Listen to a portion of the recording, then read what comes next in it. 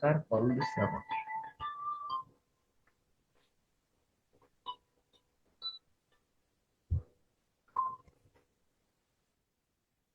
So আজকে চাইলে আমরা কিছু তাত্ত্বিক আলাপ করতে পারি along with the brainstorming process. In today's class, we'll be discussing how to generate ideas and how ideas work in kind of writing or any kind of writing in the Western and Eastern hemisphere. How we actually write. ঠিক আছে, there is nothing without ideology. So পৃথিবীতে ideology বলে ideologyর বাইরে কিছু নাই. Even language testing has an ethical viewpoint and a critical viewpoint. So আমরা যখন IELTS exam attend করি, we have to answer in the way of western hemisphere. ঠিক আছে, আমাদের ওয়েস্টার্ন কালচারের মতো করে আনসার করতে হয়। Even if you have a different preference, you can not change it. So আপনাকে যে স্ট্যান্ডার্ডে ল্যাঙ্গুয়েজগুলো টেস্টিং করা হয়, obviously you have to know that you have to answer in that culture, not in your culture. So this is totally critically a cultural imperialism. So এমন না যে এটা আমি বানায় বলছি, even in linguistics we study this, যে how cultural imperialism work within the language teaching process.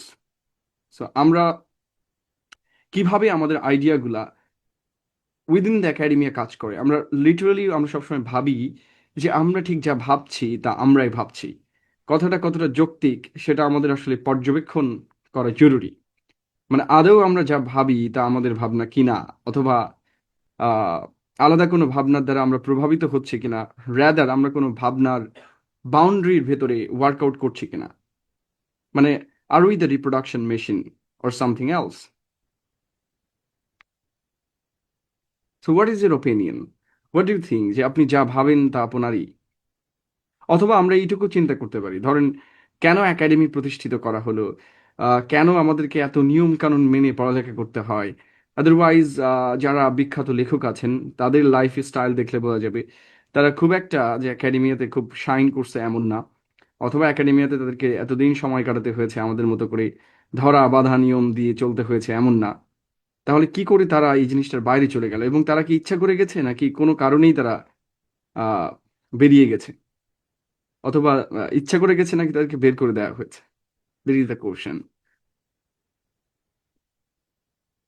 যেহেতু আমাদেরকে আজ থেকে ব্রেন স্টর্মিং করতে হবে for writing, why we why we are starting here, what is the cost? এই যে সকাল থেকে ঘুম থেকে উঠে আপনি ঘুমের কম্প্রোমাইজ করে ইউনিভার্সিটিতে যাচ্ছেন for getting marks on attendance, তাই না? আপনাকে টার্ম মেনে এক্সাম দিতে হচ্ছে। মানে this is a kind of mental hard working, mental and physical obviously.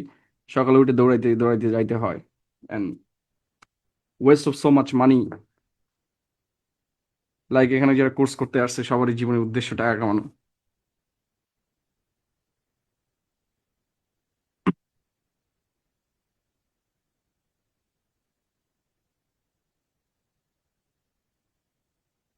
তাই নয় কি?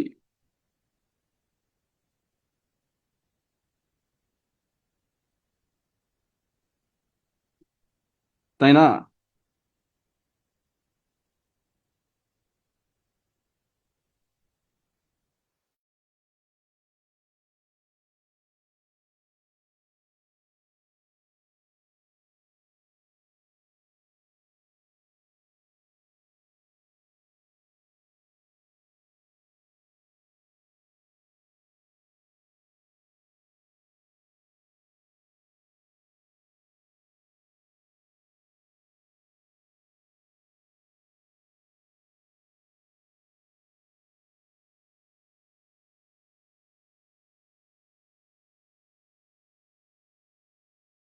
আসিফ নুরানির যে কথা, উইটগেনস্টাইনের, সো এই কথা কি আমি আগের ক্লাসে বলি নাই? In the first class, the limitation of language, by giving an example of Mirza Ghalib, যে চেহারায় ধুলার উদাহরণ দিয়েছিলাম, যে ল্যাঙ্গুয়েজের ভেতরে ধুলা আছে।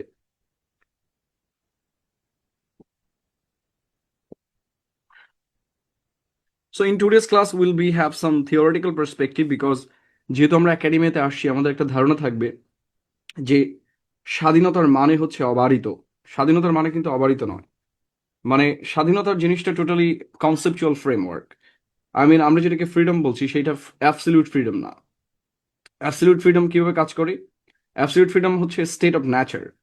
আপনাকে বুঝতে হবে প্রত্যেকটা লেখার একটা উদ্দেশ্য আছে, সেই উদ্দেশ্যটা হচ্ছে জাস্টিস, যে শব্দটা আপনারা প্রতিনিয়ত উচ্চারণ করেন। Justice, can you say what is justice? How justice is defined? Do you have any idea? So every writing seeks for justice. Every writing is to make a justice within the writing.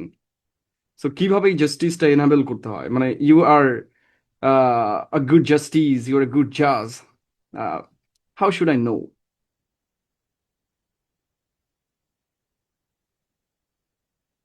Now, Bangladesh is totally unfair. I know the most of the writings and most of the people have a very good experience of engagement with the public life and a lot যেহেতু আমি election করেছি, so বলা যায় যে public engagement I had the highest in my life.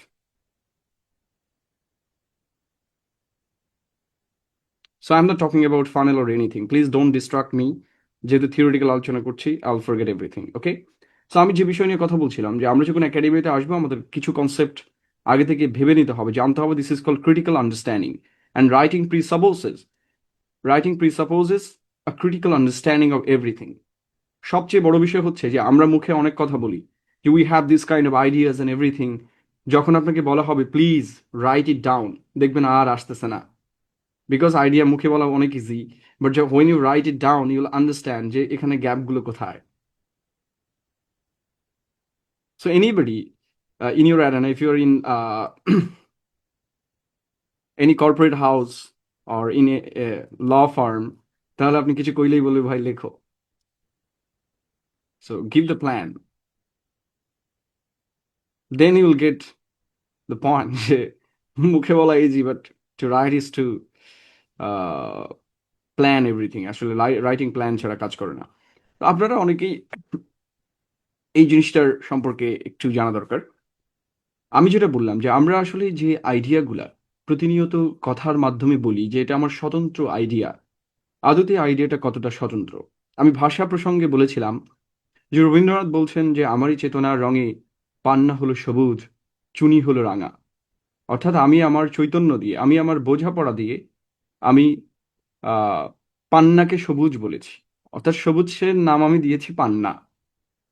ঠিক আছে, আমরা অনেক সমার্থক শব্দ তৈরি করি না within the poetry and other things. আমরা গাছের নাম গাছ দিয়েছি, তো এই জন্য গাছের নাম গাছ হয়েছে। এটা তো রিসিপ্রোকাল না, ইজ ইট? রিসিপ্রোকাল মানে তো বুঝেন, গাছ তো আর নিজে সে সার্টিফাই করে নাই যে আই এম গাছ। যেভাবে আমরা বলি I am Shamim, we introduce ourselves. So first of all ইন্ট্রোডিউকশনের আগে কি তৈরি হয়? আমাদের ইন্ট্রোডাকশনের আগে আমাদের ফ্যামিলি থেকে একটা নাম সেট করে, right? Then we introduce ourself like that. মানে আমরাও দ্বৈতভাবে স্বীকৃতি দেই, আমাদের ফ্যামিলি থেকে দেয়, দেন আমরা নিজেরা স্বীকৃতি দেই, বিকজ উই প্রোনাউন্স ইট যখন আমরা ইন্ট্রোডাকশন দিই। কিন্তু গাছের ক্ষেত্রে কি সেটা হয়? একটা বিড়ালের ক্ষেত্রে সেটা হয়? একটা কুকুরের ক্ষেত্রে সেটা হয়? Is it reciprocal?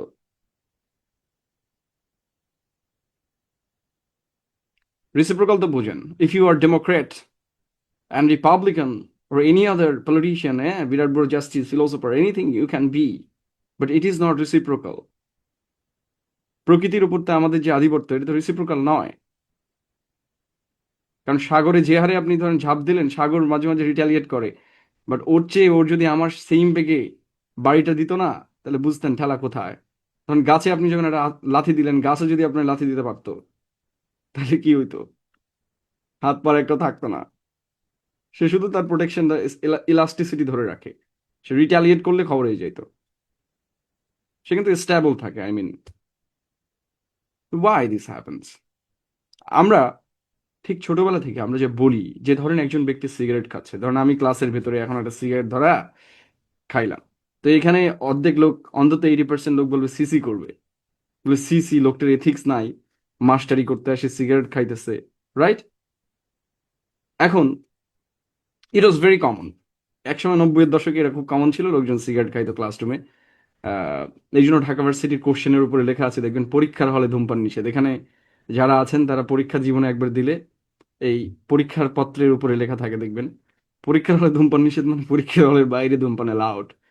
Till 1990s এটা কিন্তু অ্যালাউড ছিল পাবলিক প্লেস সবখানেই, ইভেন ইন দ্য ক্লাসরুম। আপনারা ইন্ডিয়ান যদি কোনো কবি সাহিত্যিকের ইন্টারভিউ দেখেন, লাইক সুনীল গঙ্গোপাধ্যায় আর অঞ্জন দত্ত, কবির সুমন, তারা দেখবেন ইন্টারভিউর মধ্যে সিগারেট খাচ্ছে। এটা কেউ দেখছেন কখনো?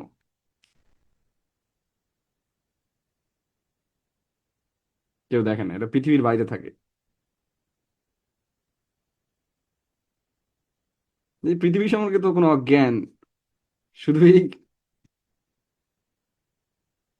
পৃথিবী সম্পর্কে অজ্ঞান হলে হবে?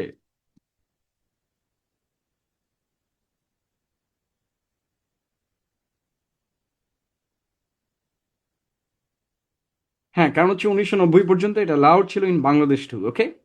সো আমি ওটা বলছি না। হ্যাঁ, বিখ্যাত নারী যেমন হচ্ছে আহ, অরুন্ধতী রয়, আপনারা অনেকে তার বই পড়েছেন, The God of Small Things. উনি আমেরিকাতে ইন্টারভিউ দিচ্ছে while smoking. That's that's not a problem, I am not talking about it. আমি যেটা বলছি যে এই যে আমাদের ধারণা যে কোনো জিনিস ভালো কিংবা খারাপ, রবীন্দ্রনাথ বলছে আবারও যে একটা গান আছে না, গানটার নাম ভুলে গেছি, গানের শেষে তাতা থই থই আছে, কি গান এটা যেন, রিমাইন্ড মি, মাঝে মাঝে ভুলে যাই। হ্যাঁ, মম চিত্তে।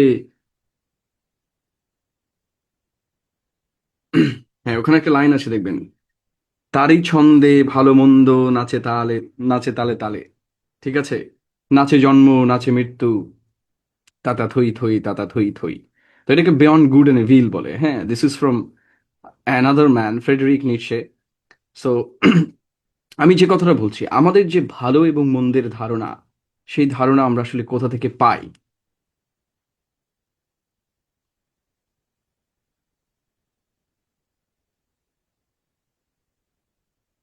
আমি যেটা বলছি না, এই যে সুনীল গঙ্গোপাধ্যায় যে সিগারেটটা খাচ্ছে, এটা আপনার দেখলে ভালো লাগবে না ফ্রম ইউর ওন কালচার। আমার জায়গা থেকে ইফ আই স্মোক হিয়ার, এটা ভালো লাগবে না। কেন লাগবে না? আমি এটাই বললাম যে আমাদের যে ভালো মন্দের ধারণা, এই ধারণা আমরা কোথা থেকে পেয়েছি।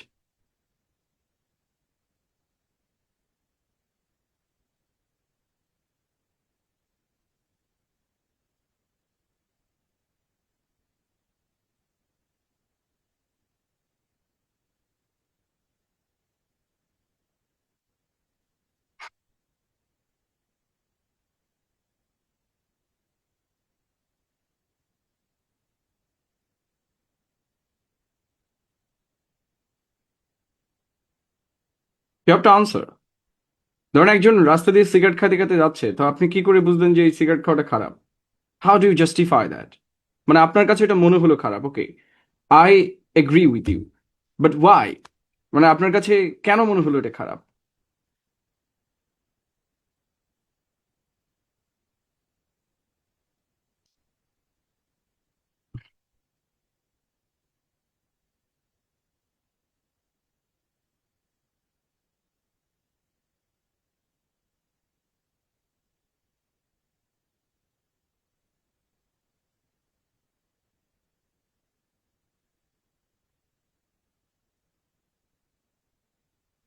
এটার কারণ হচ্ছে আপনি ছোটবেলাতে যে সমাজে বড় হয়েছেন, যে সমাজ থেকে বড় হয়েছেন, সেই সমাজ থেকে অটোমেটিক্যালি আপনি ইনহেরিট করেছেন এই নর্মস। মানে কি? নর্মালাইজেশন, মানে আপনার সোসাইটিতে এইটাকে নর্মালাইজ করা হয়েছে। তো এই নর্মালাইজেশনের কারণে আপনি হচ্ছে আহ ওকে, ইট ইজ হারাম in Islam, I agree. So তার মানে আমরা রিলিজিয়াস পার্সপেক্টিভ দিয়ে আমরা যে মক্তবে পড়েছি, যে স্কুলে পড়েছি, নানা জায়গা থেকে আমাদের সমাজ ব্যবস্থা, রীতিনীতি, এই যে সোসাইটাল ব্যাপারগুলো থেকে আমরা শিখে এসেছি। ফলে আমরা যখন কোনো কিছু জাস্টিফাই করি, আমরা যখন পৃথিবীর দিকে তাকাই, আমরা যে চোখ দিয়ে তাকাই, সে চোখটা আসলে সোশ্যাল কনস্ট্রাকশন। সেটা একটা সামাজিক চোখ। কি চোখ? একটা সোশ্যাল কনস্ট্রাকশন, মানে কি সমাজ আমাদের তৈরি করেছে, আমাদের ভাবনা নয়। আবারও বলছি, এটা হচ্ছে সামাজিক ভাবনা। আমাদের ভাবনা নিয়ে আমি আগে কথা বলেছি। আমাদের ভাবনা যখন গৃহের ভেতরে আমরা থাকি একাকী, তখনই আমরা, ওই যে কালকে আমাদের সরকার পশুর নাম পরিবর্তন করে প্রাণী করেছে, এক অদ্ভুত অধ্যাদেশ এর মাধ্যমে। সো আমরা প্রাণী অথবা পশু, এই দুটার কোনো একটা স্তরে ওই সময় থাকি। ঠিক আছে, এনিমল ফার্ম, তো এই জন্য এনিমলরা এখন বলছে যে আমরা ক্রিয়েচার থাকবো না, আমাদেরকে এনিমল বলতে হবে। তো ঠিক আছে, তারা এখন এনিমাল ফার্ম থেকে ক্রিয়েচার ফার্মে রূপান্তরিত হয়েছে। Nothing else, what ever.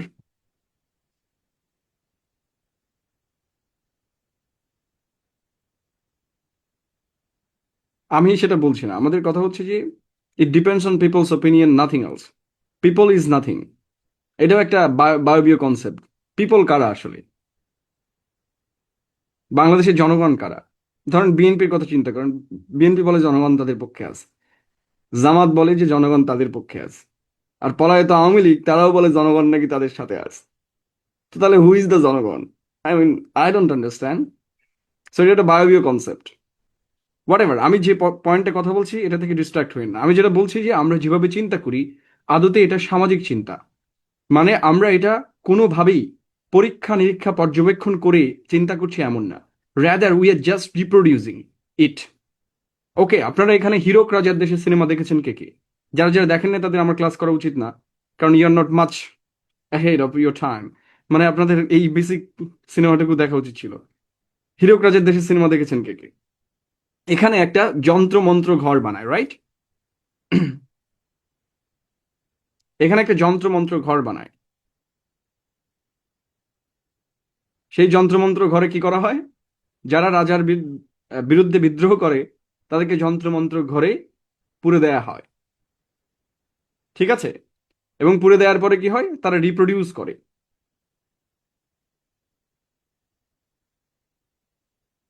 কি বলে সাউন্ড সিগনিফিকেন্ট না? আমি তো প্রিভিয়াস বছর নাকি সাউন্ড অনেক বেশি ছিল, কি বলেন? ক্লিয়ার সাউন্ডে তো যাওয়ার কথা।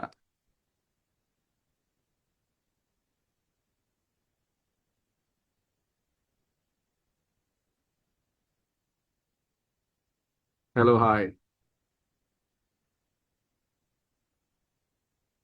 ওকে, যেটা নিয়ে কথা বলছিলাম, তো এই হীরক রাজার দেশের এই আসলে যন্ত্রমন্ত্র ঘরটা কিছু একটা সিম্বলাইজ করে।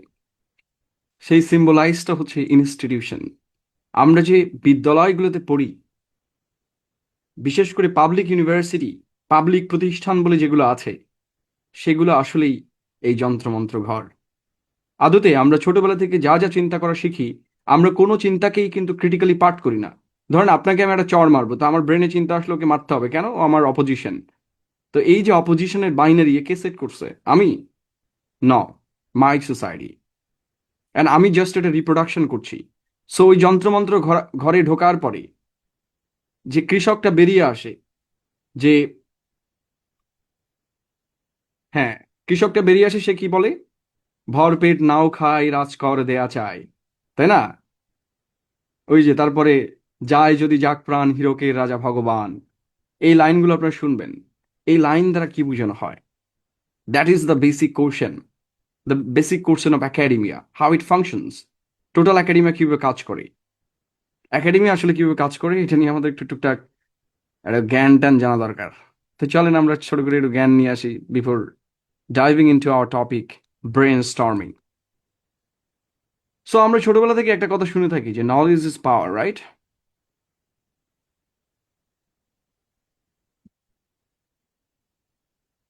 এই কথা কে কে শোনেন নাই? কে কে শোনেন নাই?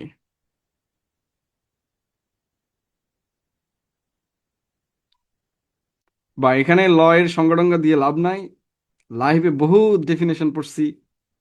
সো এসব দরকার নেই, আমি যেটা বলছি just focus on it. Knowledge is power, এটা কে কে শুনেছেন?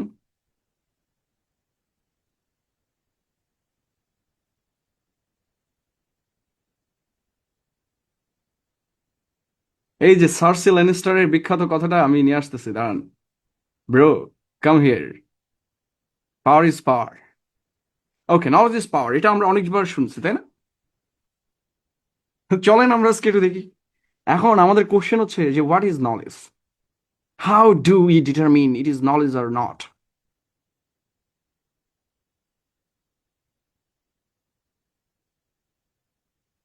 নলেজ কি আসলে? জ্ঞান কি? Right is knowledge, right?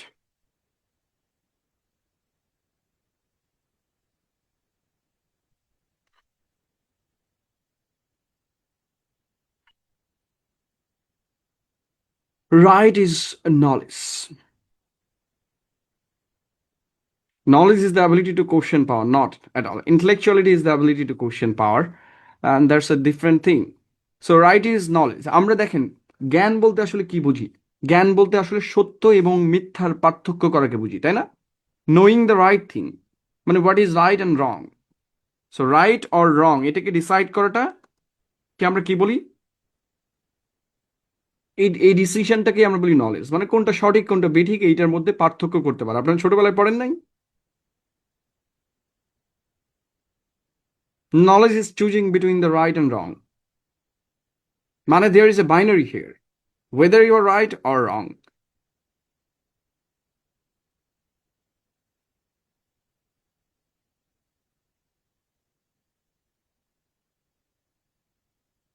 তাহলে জ্ঞান কি? এগুলো বাপের চেয়ে বেশি বোঝে। আমি শুনলাম জ্ঞান কি বলে উইজডম, একজন বলে মনস্টার, মানে এদেরকে ইকল নর্মাল সুপ্রিয়রে পাঠাইতে হবে, হ্যাঁ, দর্শন পড়তে, চামড়া তুলে দিবে একদম, ক্লাস থেকে বাইর করে দিবে। Knowledge is knowing the right thing. ঠিক আছে, এটা নিয়ে আসলে পবিত্র কোরআন এবং আমরা যদি বাইবেল থেকে দেখি, দেখেন আমি এগুলো নিয়ে একবার আলোচনা করেছিলাম, বাট নর্মালি আমাদের যে সেকুলার সোসাইটি এবং আমাদের যারা টুকটাক পড়ালেখা করে তাদের ভেতরে লিটারেচার সম্পর্কে একটা ভ্রান্ত ধারণা আছে। সে ভ্রান্ত ধারণাটা কি? যে literature must be politically correct. Literature কি হয়? রাজনৈতিকভাবে ন্যায় হইতে হবে, রাজনৈতিকভাবে সঠিক হইতে হবে। কিন্তু কথাটা সত্য নয়। Literature is the reflection of life. তো ধরেন কোন একটা সমাজ ভুল করতে পারে না? ধরেন আমাদের সমাজে সুপারস্টিশন আছে, কুসংস্কার আছে কোন একটা সমাজে, তাহলে সেই সমাজে লিটারেচারে কুসংস্কার থাকবে কিনা?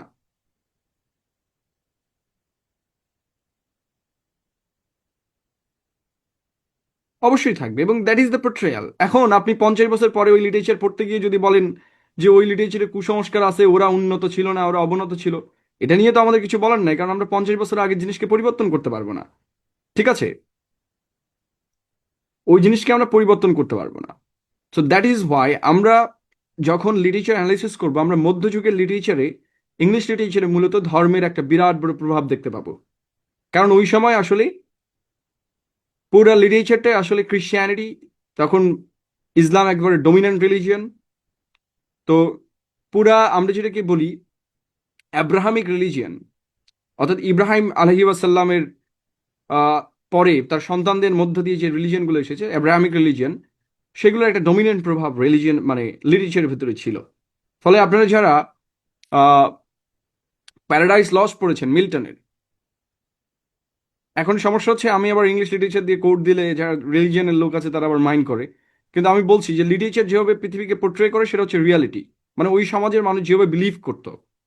এখন একটা টেক্সটে ধরেন একভাবে আছে রিয়েলিটি, কিন্তু সবাই তার ওভাবে পড়তে পারে না। ধরুন আমি এখন কবিতা লিখছি, এখন কবিতা লেখার সময় আমি যদি কোনো ধর্মীয় অনুষঙ্গ ব্যবহার করি, সেটা কোনো মাওলানার মতো তো নিশ্চিত হবেই না, তাই না? এবং এটা এক্সপেক্ট করাটা, মানে আমি যদি বিরাট বড় স্কলার না হই ওই রিলিজিয়নের, তাহলে আমার পক্ষে সম্ভব না। কিছু জায়গাতে মানুষ যেভাবে বোঝে ওইভাবে অ্যানালিসিস করার চেষ্টা করে, ঠিক আছে? তো আপনারা যদি কেউ রিকনস্ট্রাকশন ইন ইসলাম পড়েন আল্লামা ইকবালের, সেখানে উনি একটা কোট করেছেন ফ্রম কুরআন, যে মানে আল্লাহ বলছেন যে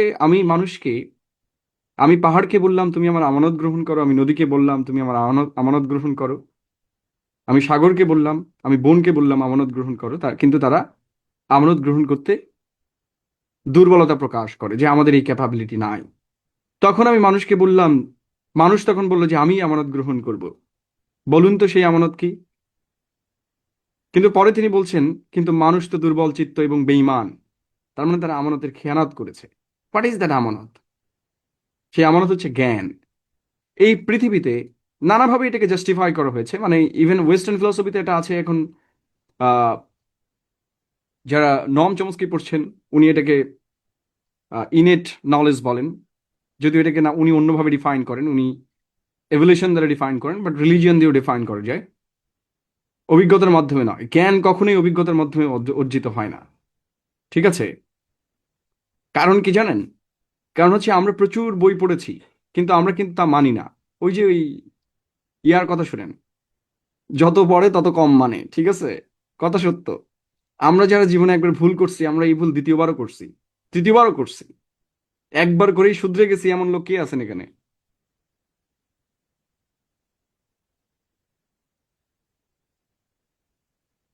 যারা বিড়ি খায় তারা কি জানে না যে বিড়ি খাইলে মারা যাবে, ক্যান্সার হবে? এটা তো পড়তে পড়তে বিড়িটা খাচ্ছে। তার মানে জ্ঞানের সাথে অভিজ্ঞতার কম সম্পর্ক আছে। ওয়াইজডম তৈরি হয় অভিজ্ঞতার সাথে সাথে, হ্যাঁ।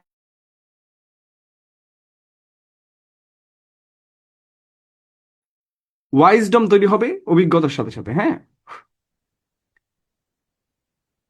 এখন দেখেন, তাহলে আল্লাহ তাআলা, আমরা যখন একটা বিশেষ বিষয় একটু খেয়াল করি, এটা একটা বাস্তব প্রমাণ আছে।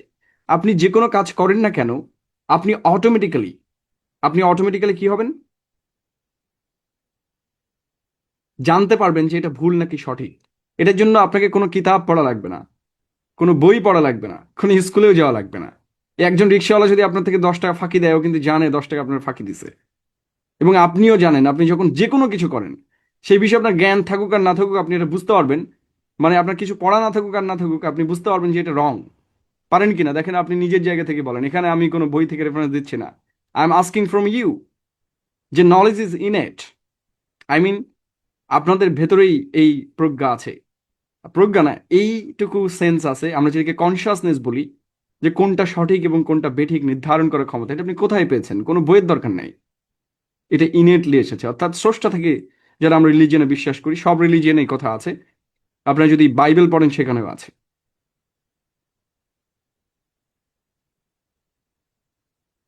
ঠিক আছে? এবং বাইবেলের, আমি যদি আপনারা বলেন তাহলে আমি একটু বাইবেল থেকে না, আমি ইয়া থেকে উদাহরণ দিতে পারি। আহ প্যারাডাইস লস্ট থেকে। ধরেন প্যারাডাইস লস্টে যখন তারা এই অ্যাডামস আপেল, এর কথা তো শুনেছেন। আমরা কিন্তু প্যারাডাইস লস্ট থেকে বলছি, রিলিজিয়ান থেকে বলছি না। ধরেন আমরা মিল্টনের গল্প থেকে একটু নেই। মিল্টন এটাকে তার আহ বিখ্যাত কবিতা, সেটার মধ্যে নিয়ে এসেছেন।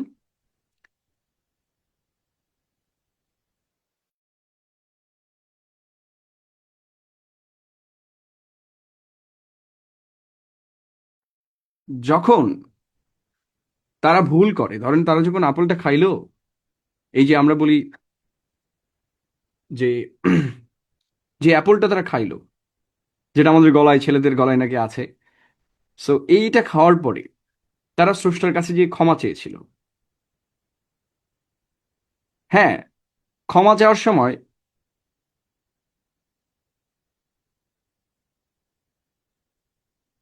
তাদেরকে ক্ষমা করা কি হয়েছিল? না, তাদেরকে কিন্তু ক্ষমা করা হয় নাই। তাদেরকে একটা পরীক্ষা দেওয়া হয়েছিল। সেই পরীক্ষাটা কি?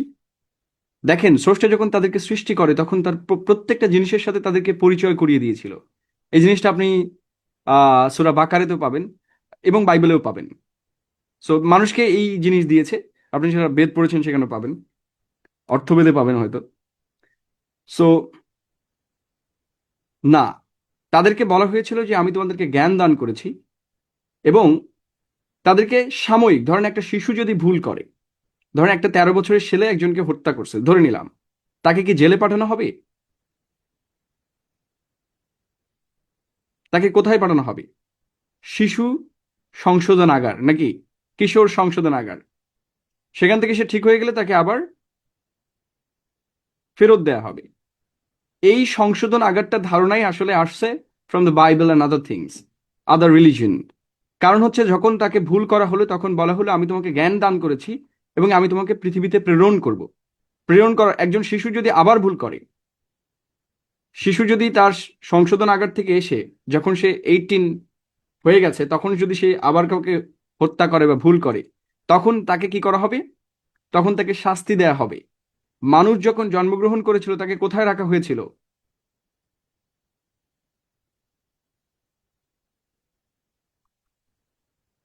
বলেন, কোথায় রাখা হয়েছিল?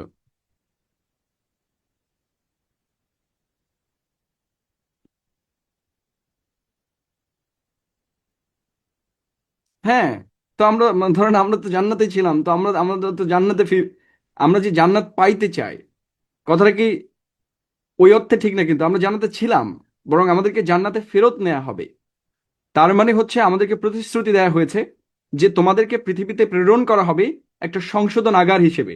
আপনারা যারা রিলিজিয়ান পড়ছেন, যে কোনো অ্যাব্রাহামিক রিলিজিয়ন এটা বলা হয়েছে যে পৃথিবী হচ্ছে একটা টেম্পোরারি প্লেস, যেখানে আপনাকে জাজমেন্ট করা হবে, অর্থাৎ আপনাকে ইমিডিয়েটলি কোনো পানিশমেন্ট করা হয় নাই। অ্যাদাম এন্ড ইভকে তাদেরকে জ্ঞান দিয়ে পৃথিবীতে পাঠানো হয়েছে, এবং সেই জ্ঞান দ্বারা, সেই জ্ঞানটা হচ্ছে ইনের, যে তারা নির্ধারিত করবে এই জ্ঞান যেহেতু তাদের ভিতরে আছে, তারা যদি এখন সঠিকটা বেছে নেয় তাহলে তাদেরকে আবার জান্নাতে ফেরত নেওয়া হবে।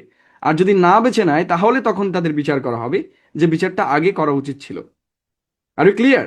The concept of heaven in every religion কাছাকাছি ভাবেই আসলে ন্যারেটেড। যারা পড়ছেন কম্পারেটিভ রিলিজিয়ান তারা বলতে পারবেন। আমি রিলিজিয়ানের পার্সপেক্টিভ দেখাচ্ছি না, আমরা ইয়া থেকে নিচ্ছি আর কি, যেহেতু আমি নিজে literature student, so paradise lost থেকে নিচ্ছি।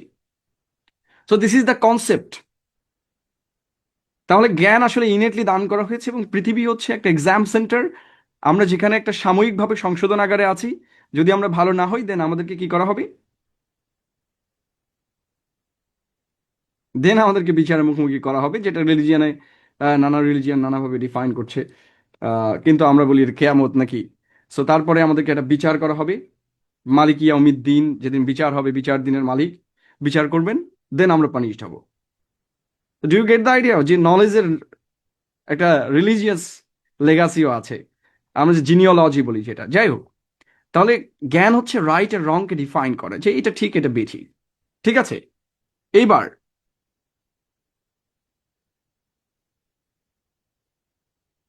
না, আমি অন্যভাবে করতে পারতাম এক্সপ্লেনেশন, বিকজ আমি তো তাবলিগের লোক, তো সুতরাং এ বিষয়ে আরো তাত্ত্বিক আলোচনা করা যেত, বাট আমি যাচ্ছি না এইসব বিষয়ে, যেহেতু আমি সব বিষয়ে প্রতিবাদ দেখায় লাভ নাই।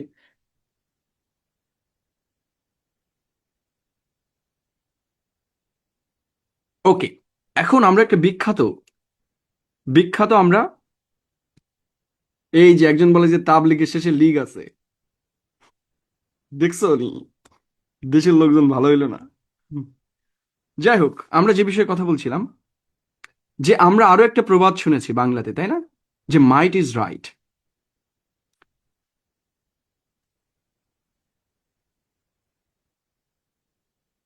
আমরা একটা প্রবাদ শুনেছি না, যে জোর যার মুল্লুক তার। এটা কে কে শোনেন নাই? না শুনে থাকলে বাংলাদেশে বাস করেন, প্রতিদিন টের পাবেন। জোর যার মুল্লুক তার।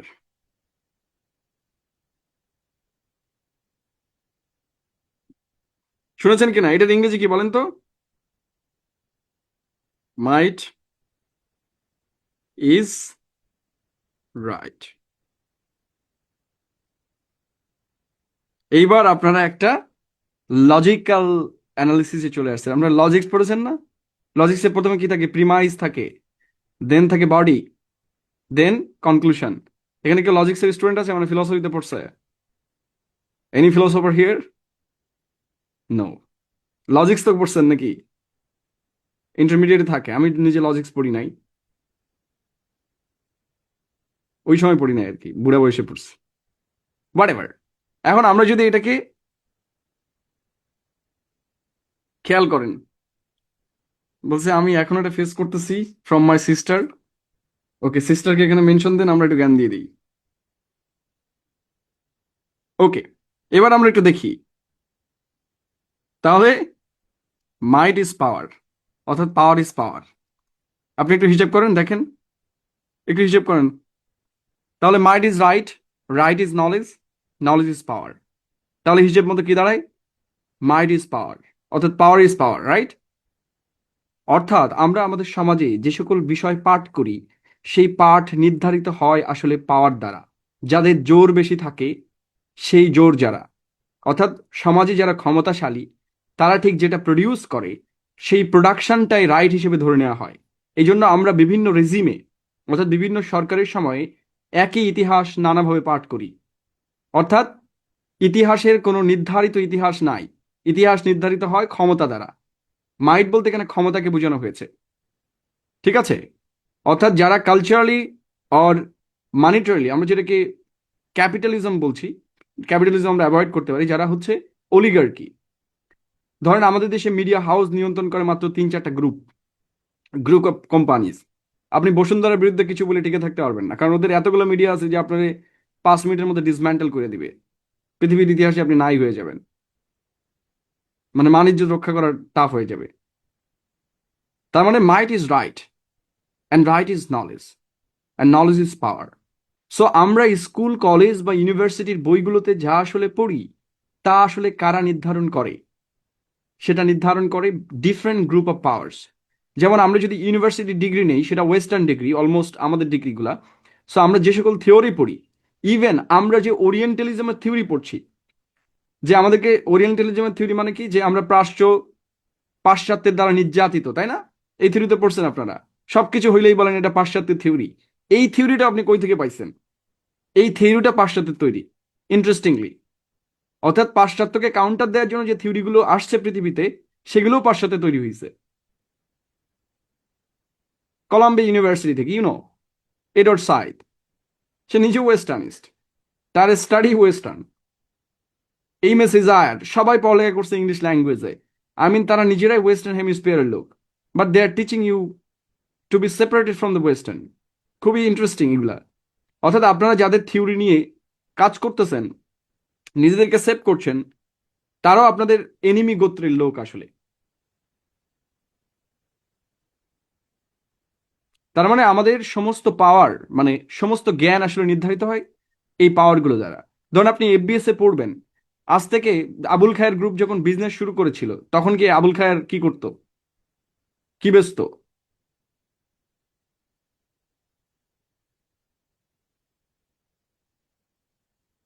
আবুল খায়ের কি বেচতো? তামাক আর জর্দা। তো হে কি এফবিএস এ পড়ছে নাকি? এ পৃথিবীর কোথা থেকে বিজনেসের ডিল করে আসছে?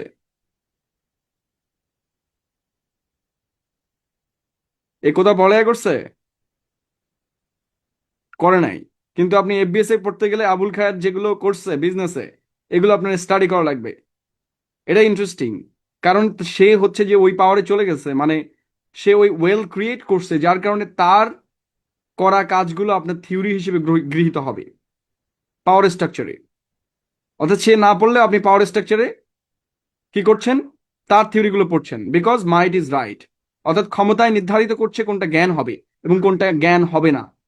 এই আপনার লাফালাফি করেন না যে এইটা কেন, আমাদের কথা কেন তুমি বলছো না, অমুকের কথা কেন বলছো না, এইটা হচ্ছে না সেইটা হচ্ছে না। এটা কারণ হচ্ছে you are not in power. আমি কি বোঝাতে পেরেছি? তাহলে ইউনিভার্সিটি কেন এস্টাবলিশ করা হয়, স্কুল কলেজ কেন এস্টাবলিশ করা হয়? সেটা জায়গা থেকে, নানান জায়গা থেকে করা হয়। আপনি ইংলিশ মিডিয়ামে পড়লে একটা কারণ আছে। বাংলা মিডিয়াম অবশ্যই ন্যাশনালিস্টিক ভিশন বাস্তবায়ন করে, অর্থাৎ বাংলাদেশ জাতীয়তাবাদী চিন্তা, সেই চিন্তা হচ্ছে ক্ষমতাশীল। সো ওই চিন্তার সাপেক্ষে যা যা করা যায় সেগুলো বইয়ে পড়ে দেওয়া হয় এবং আপনার ভেতরে ঢুকায় দেওয়া হয়। আর ক্লিয়ার? এখান থেকেই মিডল ক্লাস ধারণাটা আসছে। ধরেন একজন হচ্ছে আপার ক্লাস, আরেকটা হচ্ছে lower class. Who are the middle class? ধরেন এই আপার ক্লাস হচ্ছে একটা জুতার ফ্যাক্টরি আছে, কি আছে? Shoes factory. তো এই বেচারা, এদের টার্গেট মার্কেট হচ্ছে, এখন দেখেন আমার অন্য জিনিস পাওয়ানো লাগতেছে। টার্গেট মার্কেট হচ্ছে যে সে যে জুতাগুলো মানে প্রডিউস করে, সেগুলোর কাস্টমার কারা? ধরুন ফার্মার, অথবা যারা কম ইনকামের মানুষ, লো ইনকাম পিপল, অথবা রাইস প্রোডাকশন করে, ধরুন বসুন্ধরা গ্রুপ তেল ডাল এগুলো চাল উৎপাদন করে, রাইট? তো এই আপার ক্লাস, এই ধরনের এই আপার ক্লাস, সে কি নিজে চাল বিক্রি করবে? ধরুন ও চাল উৎপাদন করে বা জুতা উৎপাদন করে, ওই আপার ক্লাসের কেউ এসে আপনার কাছে জুতা বিক্রি করতে আসবে এই লোয়ার ক্লাসের কাছে? মানে অ্যাকর্ডিং টু এই লোয়ার ক্লাস, কিন্তু আপনার অর্থনৈতিকভাবে চিন্তা করতে হবে। আবার লোয়ার বললে অনেকে মাইন্ড করে, সো লোয়ার ক্লাস বলে কিছু নাই, বাট এটা ইকোনমিক টার্ম। আসবে না। তাহলে ও কি করবে? ও লোয়ার ক্লাস থেকে কিছু মানুষকে বৃত্তি প্রদান করবে। কি করবে? কিছু টাকা পয়সা দিবে, ওর পেছনে কিছু ইনভেস্ট করবে, ইনভেস্ট করে ওকে হায়ার করবে। হায়ার করে এই যে আপার ক্লাসের যে আইডিয়াগুলা, সেলিং আইডিয়া, ওই আইডিয়াটা ওকে শেখাবে, টিচ করে ওকে হায়ার করবে। কোথায়? In the business, to sell. এইবার এই বেটা কি করবে? ধরেন একটা জুতার সেল করবে, একটা জুতার দাম 10 টাকা, ওর মানে প্রোডাকশন কস্ট 10 টাকা, ওইটা সেল হবে 20 টাকায়। এই সেলিংটা করছে কে? সেলসম্যান।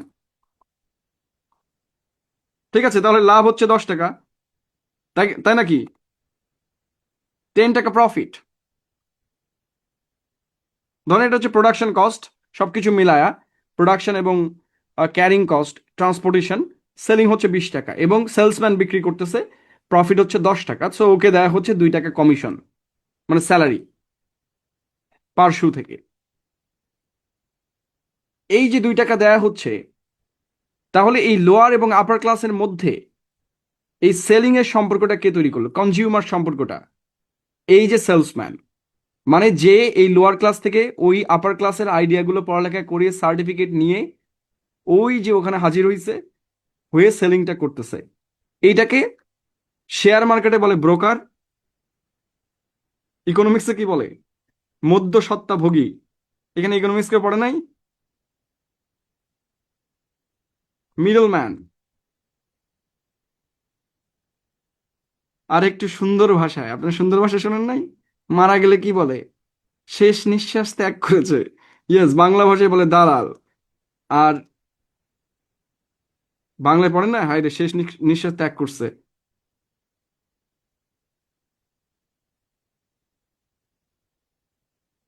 আর ভদ্র ভাষায় বলে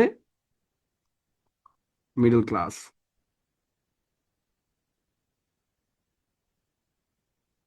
সো আপনাদের খুব গর্ব লাগে নাকি?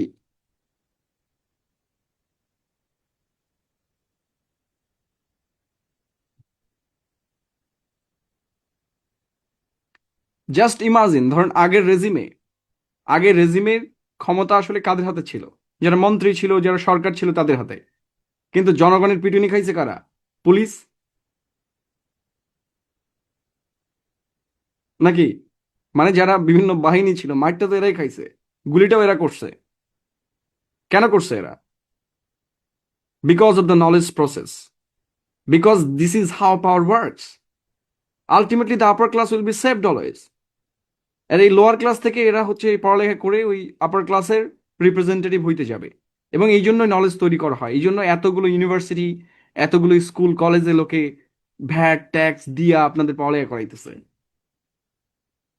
ঠিক আছে, এটা নিয়ে ফুকোই আসলে, এই যে আমি যে ডিসকোর্স নিয়ে আলোচনা করলাম, this is call power dynamics in education. এটা ফুকো আলোচনা করছে, the archaeology of knowledge, madness and civilization. সবচেয়ে বেশি আলোচিত হয়েছে এটা, the archaeology of knowledge and discipline and punish. ঠিক আছে, এটা সবচেয়ে ভালো উদাহরণ তিনি দিয়েছেন কিং লেয়ার থেকে।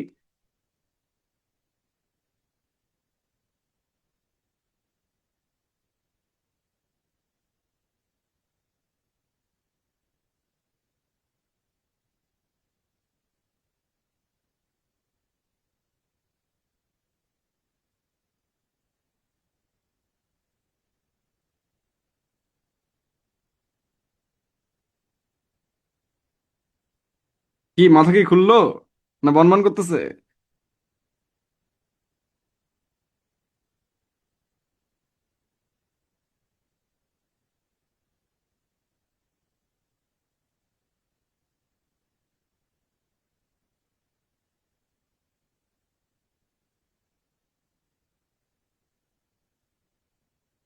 আর পড়ালেখা করতে ভালো লাগবে না নাকি?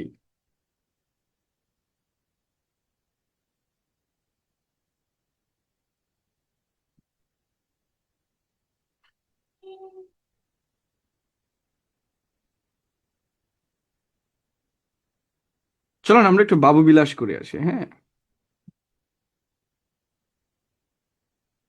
এখন আমার ছোট ভাই আসিফ নুরানি বলবে আর পড়ালেখা করবো না, ঘুমায় যাব।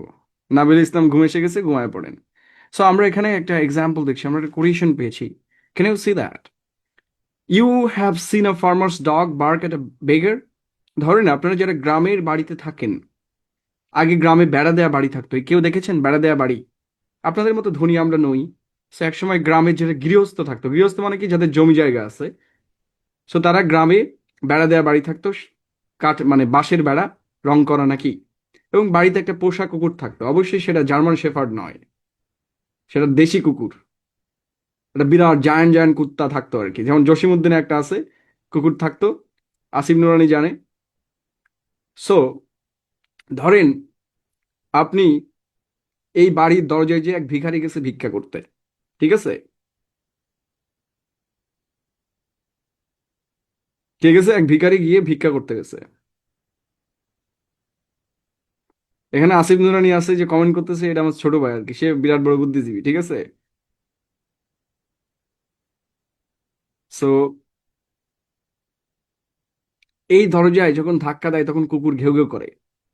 এখন শেক্সপিয়ার বলছে যে আসলে এই কুকুরটা ঘেউ ঘেউ করে কি বলতে চায়। শেক্সপিয়ার এই কোটটা করেছে, কিন্তু মিশেল ফুকো বলছে যে আসলে এই যে কুকুরটা, এই কুকুরটা আসলে ঘেউ ঘেউ করে কি বলতে চাচ্ছে, কি আসলে বলতে চায় বলেন তো? সো যখনই আপনি ধাক্কা দিবেন, the creature run from the car, অর্থাৎ সে তার যে থাকার জায়গা থেকে দৌড়ে এসে গেটের ওখানে হাজির হয়ে ঘেউ ঘেউ করে। এই ঘেউ ঘেউ করার মধ্য দিয়ে সে কি প্রকাশ করছে? বলেন কি প্রকাশ করছে?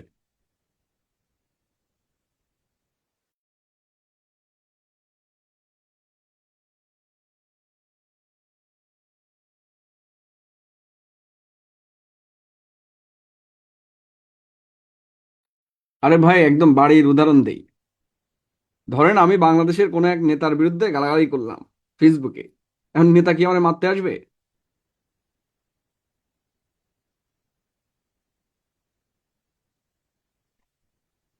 না, নেতা নাকি মারতে আসবে? নেতার কর্মীরা আমার মারবে। তো ধরেন এটা আমি উদাহরণ বলতেছি ভালো করে। এই কুকুর আসলে ঘেউ ঘেউ করে বলছে যে আমার বাড়িতে মালিক নাই, আমি হালায় বাড়ির মালিক, ঠিক আছে? আমি হচ্ছে বাড়ির মালিক। নো, সে dog said what do want না, সে বলছে যে আমারে ডিঙায় তোরে যাইতে হবে, আমি এখন মালিক আর আমি পাহাড়ে আছি। সো ফুকো বলছে, যে মিশেল ফুকো বলছে, এই যে জ্ঞান যার ভেতরে প্রবেশ করে, ওই ইডিওলজি যার ভেতরে প্রবেশ করে, he or she is the dog. আপনি ওই ইডিওলজি নিয়ে কিছু বলেন না, আপনার একদম কল্লা নামায়া দিবে। ধরুন আওয়ামী লীগের সময় যদি কিছু বলা হইতো, বঙ্গবন্ধু নিয়ে যদি একটা স্ট্যাটাস দিতেন, বা শেখ হাসিনা নিয়ে, আপনার একদম জায়গায় মার, কোনো কথা নাই। এখন দিলেও এখনো কোনো পার্টির নামে দিলে মার খাবেন। তাহলে যাকে বলছেন সে তো আসছে না, তাহলে কে আসতেছে আসলে? The dog is coming, and the dog is the representative of knowledge. অর্থাৎ ওর ভেতরে ওই ইডিওলজি, ওই জ্ঞান যেটাকে আমরা রাইট বলে জানছি, ও মনে করে ওর পার্টি রাইট, এবং ওই রাইটের বাইরে আপনার কথা বলার কোনো সুযোগ নেই।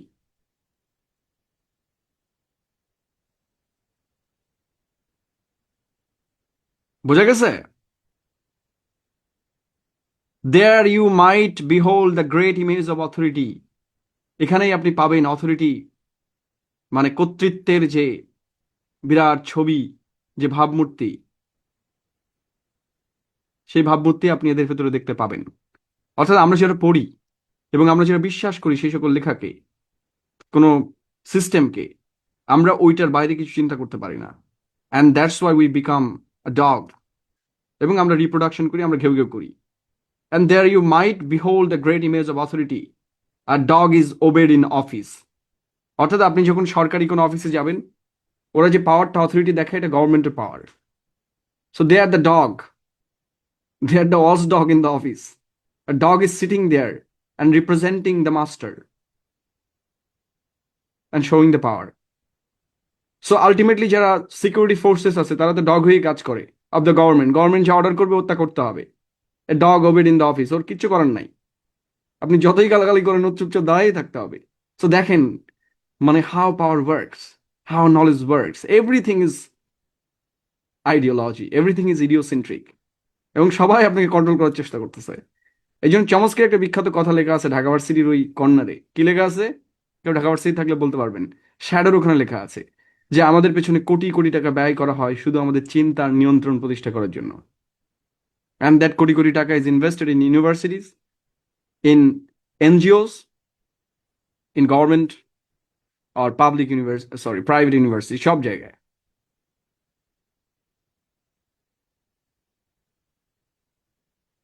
আর ক্লিয়ার যে how knowledge is produced and how we think what we think.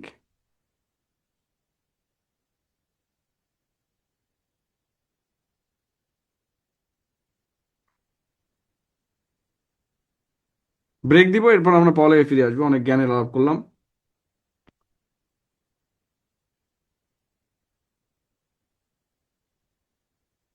এই জন্য মার্কস বলছে যে, সর্বশেষ কথা শেষ করি, এটা কার্ল মার্কসের উক্তি না দিলে হবে না, এটা বললে লোকে অনেক বামপন্থী বলবে না, এটা লিটারি থিওরিতে আছে আর কি। তো মার্কস এখানে হচ্ছে যে ডিসকন্টিনিউ করছে যে what is creativity in human, মানে মানুষ কখন বেঁচে আছে বোঝা যাবে। আপনি যে বেঁচে আছেন এটা কখন বোঝা যাবে? ধরেন এখান থেকে 100 বছর আগে বা 1000 বছর আগে আপনার যদি একটা বাবুই পাখির দিকে তাকান, সেই বাবুই পাখি যেভাবে বাসা বানাতো, আজ 1000 বছর পরেও বাবুই পাখি ঠিক একইভাবে বাসা বানায়। কিন্তু আজ থেকে 1000 বছর আগে মানুষ যেভাবে বাসা বানাতো, মানুষ কি আজকে বাসা বানায়? অর্থাৎ মানুষের ক্রিয়েটিভিটি সবসময় প্রোগ্রেসে থাকে, অর্থাৎ প্রতিনিয়ত পরিবর্তনশীলতায় হিউম্যানকে ডিফারেন্ট করেছে অন্য প্রাণীর থেকে। কিন্তু কথাটা কতটা সত্য? কিন্তু মডার্ন টাইমে যেটা দেখা যায়, আমরা যারা চাকরি করি তাদের কি হয়, ধরেন যারা গার্মেন্টসে চাকরি করে, যে ব্যক্তি বোতাম লাগায় সে সারা বছরই বোতাম লাগায়। ফলে যদি একটা জামা উৎপাদন করা হয়, ওই ব্যক্তি বলতে পারবে না যে জামাটা আমার, অর্থাৎ জামাটা আমার হাতে বানানো। ও 50 বছর ধরে মাস্টারি করছে, ফলে ও ওর বাইরে কোনো কিছু প্রডিউস করতে পারছে না। ফলে হিউম্যান এক ধরনের ক্রিয়েচারে রূপান্তরিত হবে। এটাকে হচ্ছে যান্ত্রিকতা বলি আমরা। তার কথা হচ্ছে যে that is how we are losing our creativity and everything.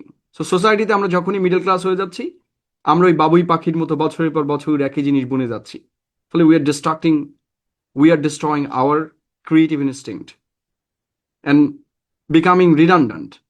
ধরুন হঠাৎ করে কম্পিউটার যখন আসলো, তো একটা কম্পিউটার যদি 100 জনের কাজ করে, তাহলে কম্পিউটারের সাপেক্ষে ওই 100 জন রিডান্ডান্ট, মানে বাহুল্য। পৃথিবীতে আপনি বেঁচে আছেন জাস্ট বাহুল্য হিসেবে। বেকার যেটা বলেন, এটা হচ্ছে তার কাছে বাহুল্য মনে হয়। রিডান্ডান্ট, আপনাদের বাঁচিয়ে রাখা হয়েছে কনজিউমার হিসেবে, ভোক্তা হিসেবে। ধরুন আমার 100 কোটি টাকা আছে, আমার ভাই টাকা বাড়ানোর জন্য আপনাদের দরকার, দ্যাটস আপনারা বেঁচে আছেন কোনোভাবে না খেয়ে না দে। ইউ আর রিডান্ডান্ট, পৃথিবীতে আপনাদের কোনো প্রয়োজন নাই, অপ্রয়োজনীয়ভাবে বেঁচে আছেন।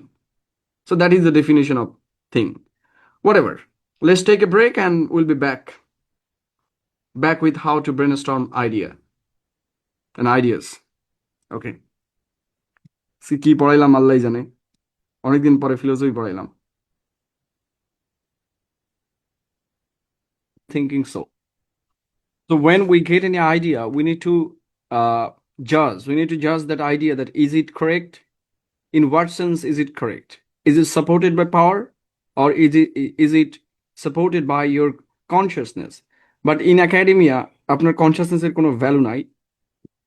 So until you become a poet and other thing, লিটারেচারের ব্যক্তিদের একটু ভ্যালু আছে।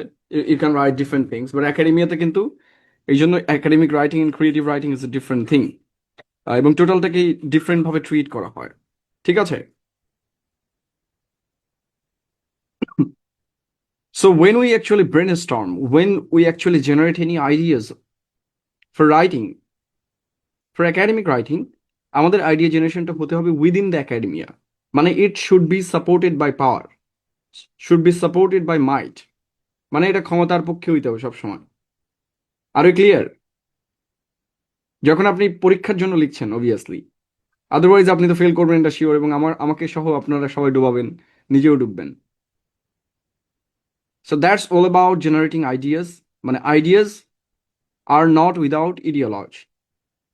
Where there is idea, there will be any kind of ideology, any kind of power structure, and any kind of might that is hidden inside that idea. Are you clear?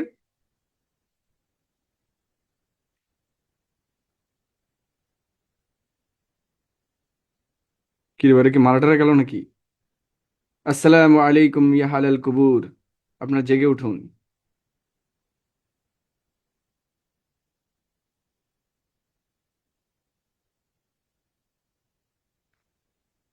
এখনই মারা গেলে হবে, কেবলমাত্র জীবিত করলাম।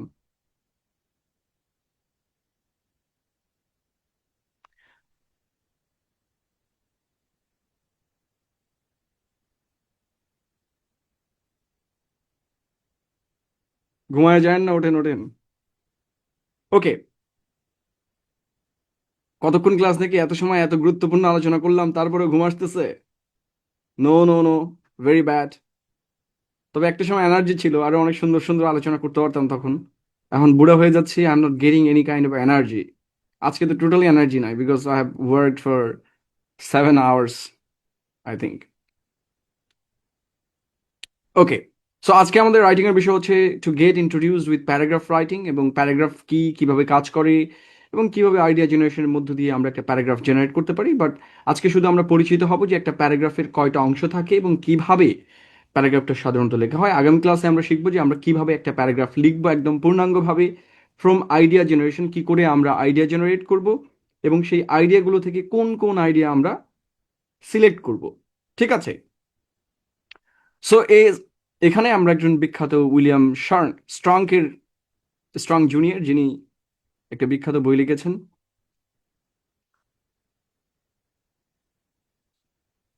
বইটা আমরা কিছুদিন পর পরিচয় করে দিব। So a sentence should contain no unnecessary words. A paragraph no unnecessary sentences. For the same reason that a drawing should have no unnecessary lines and a machine no unnecessary parts. So একটা বাক্যের ভিতরে কখনো unnecessary শব্দ বলা উচিত নয়। একটা প্যারাগ্রাফে কোনোভাবেই একটা আননেসেসারি সেন্টেন্স থাকবে না। যদি একটা আননেসেসারি সেন্টেন্স থাকে তাহলে আপনি caught. For the same reason that a drawing should have no unnecessary lines. So আপনি ড্রয়িং এর ভেতর যদি একটা ক্রস চিহ্ন মেরে দেন বা একটা আননেসেসারি লাইন এঁকে দেন তাহলে ড্রয়িংটা নষ্ট হয়ে যাবে। A machine no unnecessary parts. একটা মেশিনের কোনো আননেসেসারি পার্ট থাকা উচিত নয়, মানে যেটা দরকার নেই এমন কিছু থাকা উচিত নয়। ঠিক আছে? সো আমরা will get an introduction with a paragraph. একটা প্যারাগ্রাফ হচ্ছে একটা বানের মতো। এই বান কেউ দেখছেন? রাতে যারা খায় না তাদের এটা দেখে এখন লোভ লাগবে।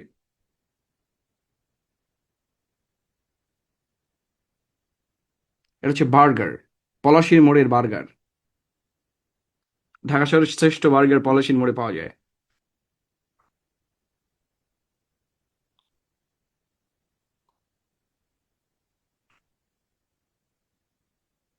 সো যাদের ক্ষুধা লাগছে বার্গারটা খেতে পারেন।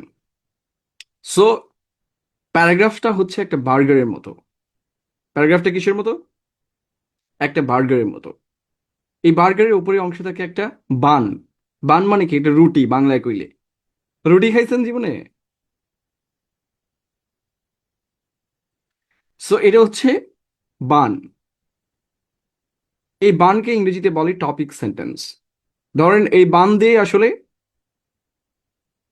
বার্গার বানানো হয়। কিন্তু বার্গার আপনি যেই বার্গার কেনেন না কেন, আপনি যদি চিকেন বার্গার কেনেন, আপনি যদি বিফ বার্গার কেনেন, মটন বার্গার আমি দেখি নাই, দুইটাই পাওয়া যায়, চিকেন অ্যান্ড বিফ। সো আপনি যেই বার্গারই কেনেন, আর বার্গারের অনেক ভ্যারাইটি আছে, I have no idea. So যাদের টেক আউট আছে, টেক আউটের বার্গারও ভালো, কোম্পানি প্রচার করে দিলাম। সো এটা হচ্ছে উপরের বান। কিন্তু একটা বার্গারের সব থেকে ইম্পর্টেন্ট পার্ট কোনটা, যেটা ডিফাইন করে এটা কোন ধরনের বার্গার, সেটা হচ্ছে এর ভেতরের অংশ। অর্থাৎ উপরেও বান থাকে, নিচেও বান থাকে। এটা পৃথিবীর সব বার্গারই থাকে। এখন বার্গারের নিচে থেকে যদি বানটা খুলে নেন তাহলে বার্গার খুলে পড়ে যাবে। বলেন তো বার্গার কিভাবে খেতে হয়? অনেকে বলবে দেখছেন স্যার কি পড়ায়, এটাও ইংরেজি পড়ার বিষয়। বার্গার কিভাবে খেতে হয়?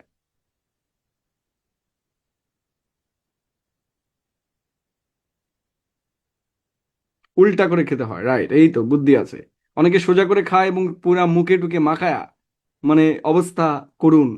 আপনি কাউকে নিয়ে ঘুরতে গেলে এই জন্য ফার্স্ট আগে শুনবেন যে সে বার্গার পছন্দ করে কিনা। ওকে? করলেও সে বলবে করে না, কারণ মুখে লেগে যাবে তাই। যারা একটা সুশীল তারা তো মানিজ্যত যাবে। প্রথমবার দেখা করতে গিয়ে যদি বার্গার খান তাহলে কিন্তু খবর আছে। সো প্রথমবার দেখা করতে গেলে কফি খাবেন, বার্গার খাবেন না। ওকে? যাই হোক, এগুলো টিপস ভাই, ফ্রম দ্য প্রো।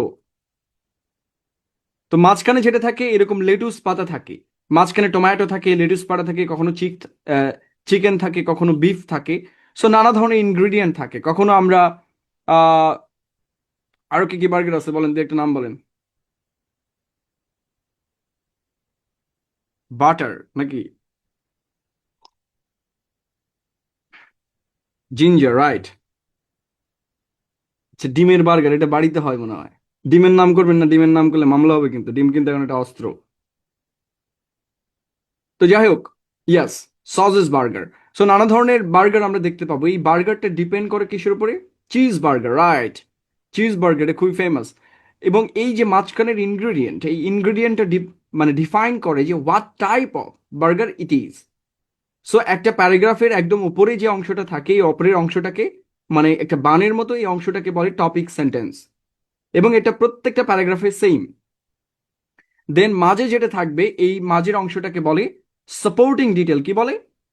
যে এই পুরা বার্গারটাকে ডিফাইন করছে দ্য ইনগ্রেডিয়েন্টস, যে ইনগ্রেডিয়েন্ট গুলো এর ভেতরে আছে। এখানে কি কি আছে? লেটুস আছে, টমেটো আছে, হামবার্গার আছে, চিজ আছে। আপনি যেটাই দিবেন এখানে, সেটাই ডিফাইন করবে যে এটা আসলে কি। তাহলে প্যারাগ্রাফের ওপরের অংশটাকে কি বলে? Topic sentence like the burger. ওপরের অংশটাকে বলে টপিক বান, মানে top bun, topic sentence. And the middle portion, যেটার ভেতরে ইনগ্রেডিয়েন্ট গুলো থাকে, অনেকে এটা আবার খুলে খুলে খায়। তো যাই হোক, যেভাবে হোক বাড়ি বসে খাইলে অসুবিধা নাই, কিন্তু অবশ্যই ইয়াতে যে এভাবে খাবেন না, লোকে কিন্তু তাকিয়ে তাকিয়ে এবার দেখবে। ঢাকা শহর তো, বড় বড় বুদ্ধিজীবীরা থাকে এখানে, মানে এমন একটা ভাব নাই যে রেস্টুরেন্টে যেয়ে বলে এটা কি দেন, স্পুন দেন, ওটা দিয়ে ভাত খাবো। হা হা। So, আমি তো 5 স্টার গেলেও হাত দিয়ে খাই, এত লজ্জা হওয়ার কিছু নাই। বা চামচ দিয়ে ভাত খেতে কি মজা আছে বলেন? Holding everything together is the bottom bun of the hamburger, it is the concluding sentence. So বার্গারের নিচে যে বানটা থাকে, এটা হচ্ছে কনক্লুডিং সেন্টেন্স। আপনি যদি এই বানটা খুলে নেন, অনেক ব্যক্তি আছে যে এত লেখা লিখতে যায়, শেষে কনক্লুশন লেখার সময় থাকে না। তো এখন আপনি বার্গারের নিচের বানটা যদি খুলে ফেলেন, তাহলে এটা কি আর বার্গার থাকবে? এর থেকে আপনি ধরেন মাঝখানে ইনগ্রেডিয়েন্ট একটু কম দিলেন, কোনো অসুবিধা নেই। কিন্তু যদি ওপরের বানটা খুলে ফেলেন, এটাও বার্গার হবে না। নিচের বানটা যদি খুলে ফেলেন, এটাও বার্গার হবে না। মানে if your writing do not content any topic sentence or concluding idea, it won't be a burger, it won't be any kind of paragraph writing. মানে এটা কোনো ধরনের প্যারাগ্রাফ রাইটিং হবে না। আমি কি বোঝাতে পেরেছি? তাহলে একটা প্যারাগ্রাফে কি থাকে? একটা টপিক সেন্টেন্স থাকে, একটা অনেকগুলো সাপোর্টিং ডিটেল থাকে। মানে আমি কি কি রসালো মন্তব্য করব, আমার বার্গারটা খেতে কত সুন্দর হবে, সেটা ডিপেন্ড করবে আমার এই বডিটার উপরে, মানে এই পুরো ইনগ্রেডিয়েন্ট গুলো যেটা আমরা ভেতরে দিচ্ছি সেটার উপরে।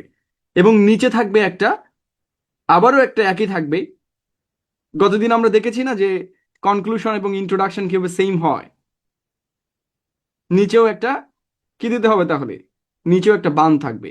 এবং এই বানটা যদি আপনি সরিয়ে নেন, তাহলে আবারও আপনার এই সমস্ত জিনিস খুলে পড়ে যাবে। মানে পুরো বার্গারটাই, একজন বলে এই পিডিএফটা কি আমাদেরকে দিবেন? এর মধ্যে এই পিডিএফ এর সম্পর্ক কি? এটা আমি বাড়ি নিয়ে চলে যাব, এটা কোনোভাবেই দিচ্ছি না। এত সুন্দর পিডিএফ আপনাদের কেন দিব আমি? তো এই যে নিচের পার্টটা আছে, এটা খুলে ফেললে কি হবে? আপনার টোটাল রাইটিংটা নষ্ট হয়ে যাবে। তার মানে আপনি প্যারাগ্রাফ লিখলে এই যে পুরা জিনিসটা মেনটেন করতে হবে, ঠিক আছে? এখন আমরা কিছু দেখবো আমাদের যারা, মনে রাখতে হবে, আপনি যদি প্যারাগ্রাফ রাইটিং না পারেন, আপনি কোনো ধরনের এসে লিখতে পারবেন না, কাউকে মেইল করতে পারবেন না, মানে কোনো কাইন্ড অফ রাইটিং লিখতে পারবেন না। কারণ সব রাইটিং এর গোড়াই হচ্ছে প্রথমে সেন্টেন্স, দেন প্যারাগ্রাফ, দেন এসে। এটাই হচ্ছে format. Okay? So again, the first sentence of your paragraph is the topic sentence. This is a simple sentence telling the reader exactly what you will be talking about and what your topic is. যেমন হচ্ছে যে এবছরের 2024-25 যে প্রশ্নটা করেছে ঢাকা বিশ্ববিদ্যালয়, প্রশ্নের নাম হচ্ছে যে how education enlighten ones life, মানে একজনের জীবন কিভাবে আলোকিত করে। ঠিক আছে?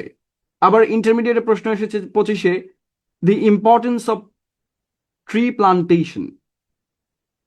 ঠিক আছে, এখন আমরা তো ধরেন এইসব পপি গাইড, তারপর হচ্ছে লেকচার ফেকচার এসব থেকে মুখস্থ কইরা পরীক্ষা হলে বিরাট অ্যান্সার লিখবো। ধরেন আমার বেলায় আমি যখন ঢাকা ইউনিভার্সিটিতে পরীক্ষা দিয়েছি, প্রশ্ন আসছে দি importance of seventh March speech.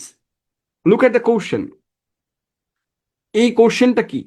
কোশ্চেনে দুইটা কিওয়ার্ড আছে, একটা হচ্ছে ইম্পর্টেন্স আর একটা হচ্ছে সেভেন্থ মার্চ স্পিচ। অর্থাৎ আমাকে প্রশ্ন করেছে 7ই মার্চের ভাষণের গুরুত্ব। ইন্টারেস্টিংলি সবাই উত্তর লেখা শুরু করবে হাজার বছরের শ্রেষ্ঠ বাঙালি, বাংলার খোকা, তারপর আরো কত টাইটেল নাকি, যে সাদ্দাম হোসেন কি একটা বক্তব্য দিছিল, ক্ষুদিরাম থেকে সূর্য সেন, প্রীতিলতা, এরকম। ঠিক আছে, সো নামের আগে টাইটেল দিতে দিতে দেখা গেল লেখার জায়গা নাই।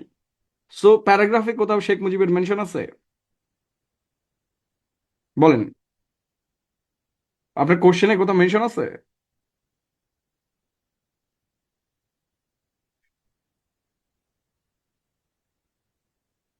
এইটাই হচ্ছে বিষয়, যে প্রশ্নে নাই এমন কোনো জিনিস মেনশন করা যাবে না। ধরেন আপনাকে পরীক্ষায় প্রশ্ন করেছে ইম্পর্টেন্স অফ ট্রি প্লান্টেশন। এটা কিন্তু আমি বললাম যে বোর্ডে কোশ্চেন করেছে। ট্রি প্লান্টেশন করেছে কারা? সিলেট বোর্ড করেছে। ঠিক আছে, তো এই ক্ষেত্রে অনেক স্টুডেন্ট করছে কি, আগে উত্তর করছে কি, এই যে বঙ্গবন্ধু নিয়ে ইতিহাস লিখছে, 7ই মার্চের ভাষণ অমুক জায়গায় দেওয়া হয়েছিল, হাজার হাজার লোক হয়েছিল, লক্ষ লক্ষ লোকের উন্মত্ত জনতার সামনে দাঁড়ালেন কবি, এরকম করে নানা কিছু লিখছে। লেখার পরে পাতাটা উল্টায় দেখে যে আর কোনো জায়গা নাই। কারণ পরীক্ষার হলে ওই রিটেন এক্সামে ঘর কাটা ছিল, এই ঘরের বাইরে আপনি লিখতে পারবেন না। এবং মোস্ট অফ দি এক্সামস এখন এটা করে, যে ঘর কেটে দেয়। ধরেন এরকম একটা ঘর ছিল যেটার ভেতরে আপনি মাত্র 11 লাইন লিখতে পারবেন, এখন আপনি ইন্ট্রোডাকশন লিখে ফেলছেন 4 লাইন, এইবার আপনি মূল আইডিয়া কোথায় লিখবেন? পরীক্ষায় অলমোস্ট ফেল। আর ক্লিয়ার? ধরেন 7ই মার্চের ভাষণের গুরুত্ব পড়েছে, তো আপনাকে আনসার করতে হবে যে ভাষণের গুরুত্ব কি কি। কোনোভাবেই কোশ্চেন থেকে যদি আপনি স্লিপ করেন, you will get zero. So এই জন্য মনে করেন যে অ্যাডমিশন টেস্টের রিটেন পার্টে এত বেশি ফেল করে, কারণ যখনই আমাদের খাতা দেখা হয় আমাদের একটা রুব্রিক্স ফলো করতে হয়, এবং সেই রুব্রিক্স অনুযায়ী আসলে মার্কিং করা হয়। আমরা একটু দেখতে পারি যে রুব্রিক্স কি জিনিস। এর আগে আমি অনেকবার মেনশন করেছি, অনেকের আইডিয়া নাই। Rubrics for paragraph writing.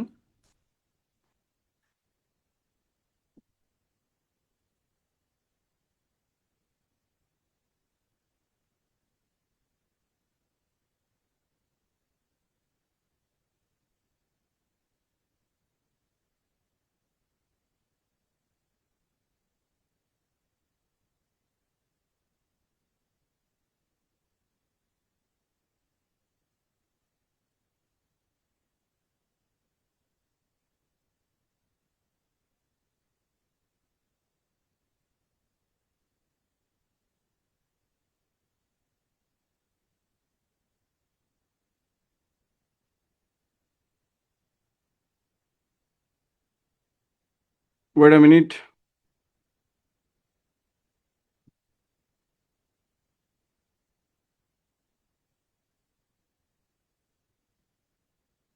আরে ভাই এত কেচাল।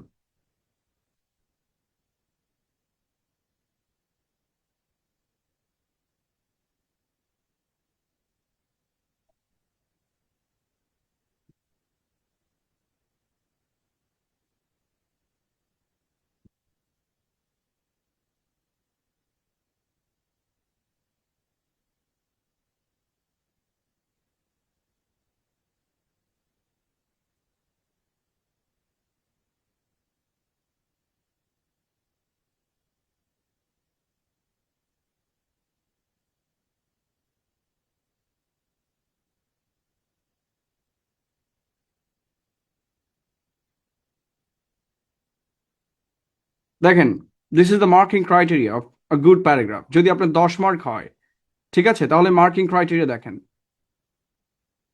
4, 3, 2, 1। আমি বলছিলাম যে গ্রামারের সবচেয়ে কম মার্ক। দেখেন কত, 10 মার্কে যদি পরীক্ষা হয় তাহলে 4, 3, 2, 1। অর্থাৎ আপনাকে 10 মার্ক দেওয়া হবে কিসের বেসিসে? এইগুলোর উপরে। Number 1, main topic and topic idea sentence. Number 2, supporting detail sentence. Elaborating detail, eligibility and legibility. Legibility মানে কতটা স্পষ্ট লিখছেন, অনেকে কাটাকুটি করে বেশি।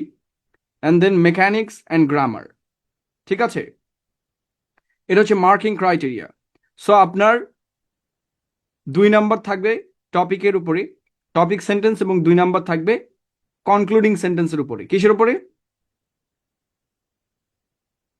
কিসের উপরে থাকবে?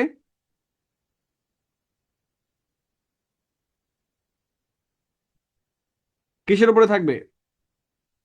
কনক্লুডিং সেন্টেন্সের উপরে, অর্থাৎ কনক্লুশনের উপরে 2, এবং ইন্ট্রোডাকশনের, অর্থাৎ আমরা যেটাকে বলছি টপিক সেন্টেন্স। গত এসেতে আমরা বলি থিসিস স্টেটমেন্ট, একই জিনিস। হ্যাঁ, মূল বাক্য যেটা ওইটাই টপিক সেন্টেন্স। এটাতে 2 এবং কনক্লুশনে 2। দেখেন, is restricted, in restated, in the closing sentence. Topic idea sentence is clear, correctly placed, and is restated in the closing sentence. তাহলে ইল গেট 4। অর্থাৎ ইন্ট্রো এবং কনক্লুশনের জন্য পরীক্ষাতে 10-এর ভেতরে থাকে 4।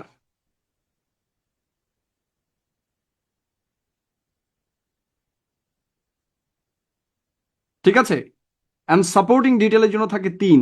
এই হচ্ছে 4 আর 3 7। আরেকটা হচ্ছে এলাবোরেটিং, অর্থাৎ আপনি যে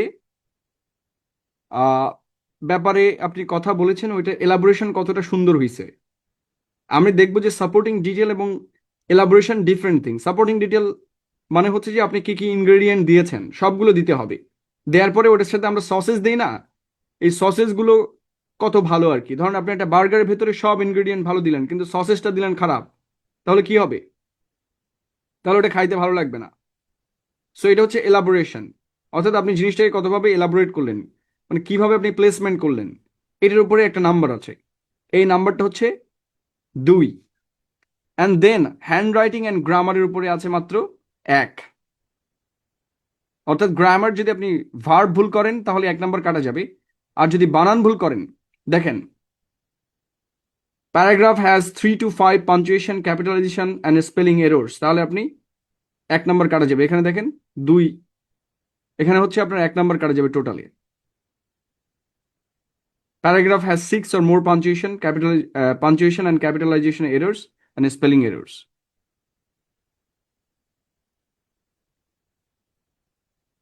আমি কি বুঝাতে পেরেছি? তাহলে মার্কিং কিভাবে করা হয়? আপনি যদি 6টা বানান ভুল যায় এবং 6টা পাঞ্চুয়েশন ভুল যায়, তাহলে আপনার 1 নাম্বার কেটে নেবে। বাট আপনি যদি টপিক সেন্টেন্স না লেখেন, আপনার 2 নাম্বার চলে যাবে। আপনার যদি কনক্লুশন ঠিক না হয়, আপনার আরো 2 চলে যাবে।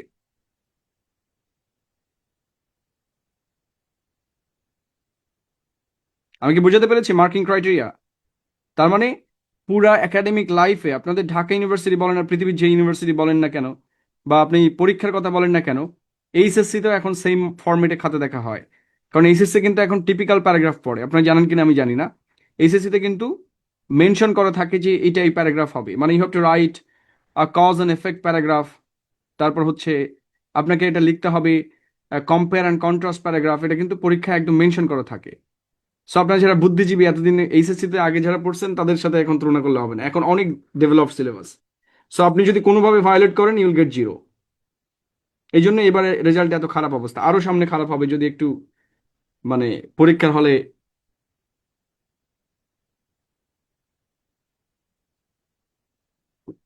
কড়াকড়ি করা যায়। তাহলে কিন্তু what is the topic sentence, যেটা নিয়ে আমরা এত সময় নাম করলাম, ওই যে আমরা ইন্ট্রোডাকশনের শেষ লাইন পড়েছিলাম না?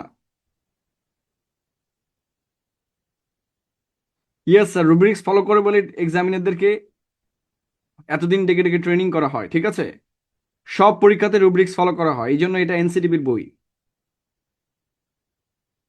ওকে, এই জন্য আপনি এত ভালো লিখেও নাম্বার কম পান। So that is the cause, আর number is the effect. So দেখেন, the first sentence of your paragraph is the topic sentence. This is a simple sentence telling the reader exactly what you will be talking about and what your topic is. Just look at the paragraph provided by Dhaka university. Okay, এটা university থেকে sample দেয়া, মানে এটা লিখলে আপনি 10 out of 10 পাবেন। এবং মনে রাখতে হবে, রুব্রিক্স যদি আপনি ফলো করে আনসার করেন, you will get full marks. এই জন্য অনেকে বলে ইংলিশ ডিপার্টমেন্টে 4 পায় কি করে। অনেক জায়গায় ইংলিশ ডিপার্টমেন্টে 4 পায়, because if you follow the rubrics you will get full marks. এটা খুব ইন্টারেস্টিং, ম্যাথমেটিক্সের মতো আর কি। So look at this, books can not only help us expand our knowledge. আমাদের পরীক্ষার প্রশ্ন হচ্ছে বুকস।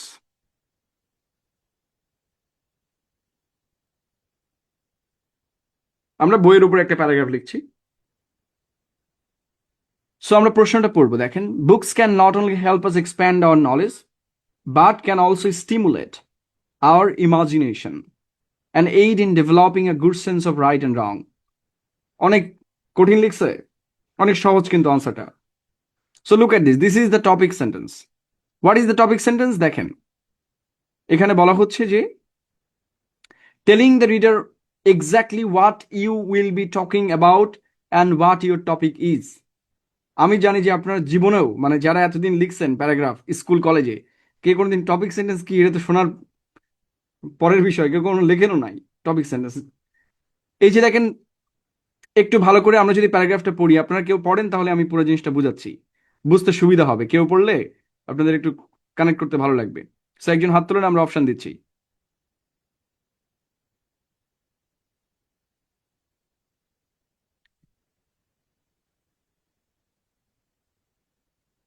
ওকে, আমরা প্রথমে পেয়েছি খুরশিদা আলম সেতু।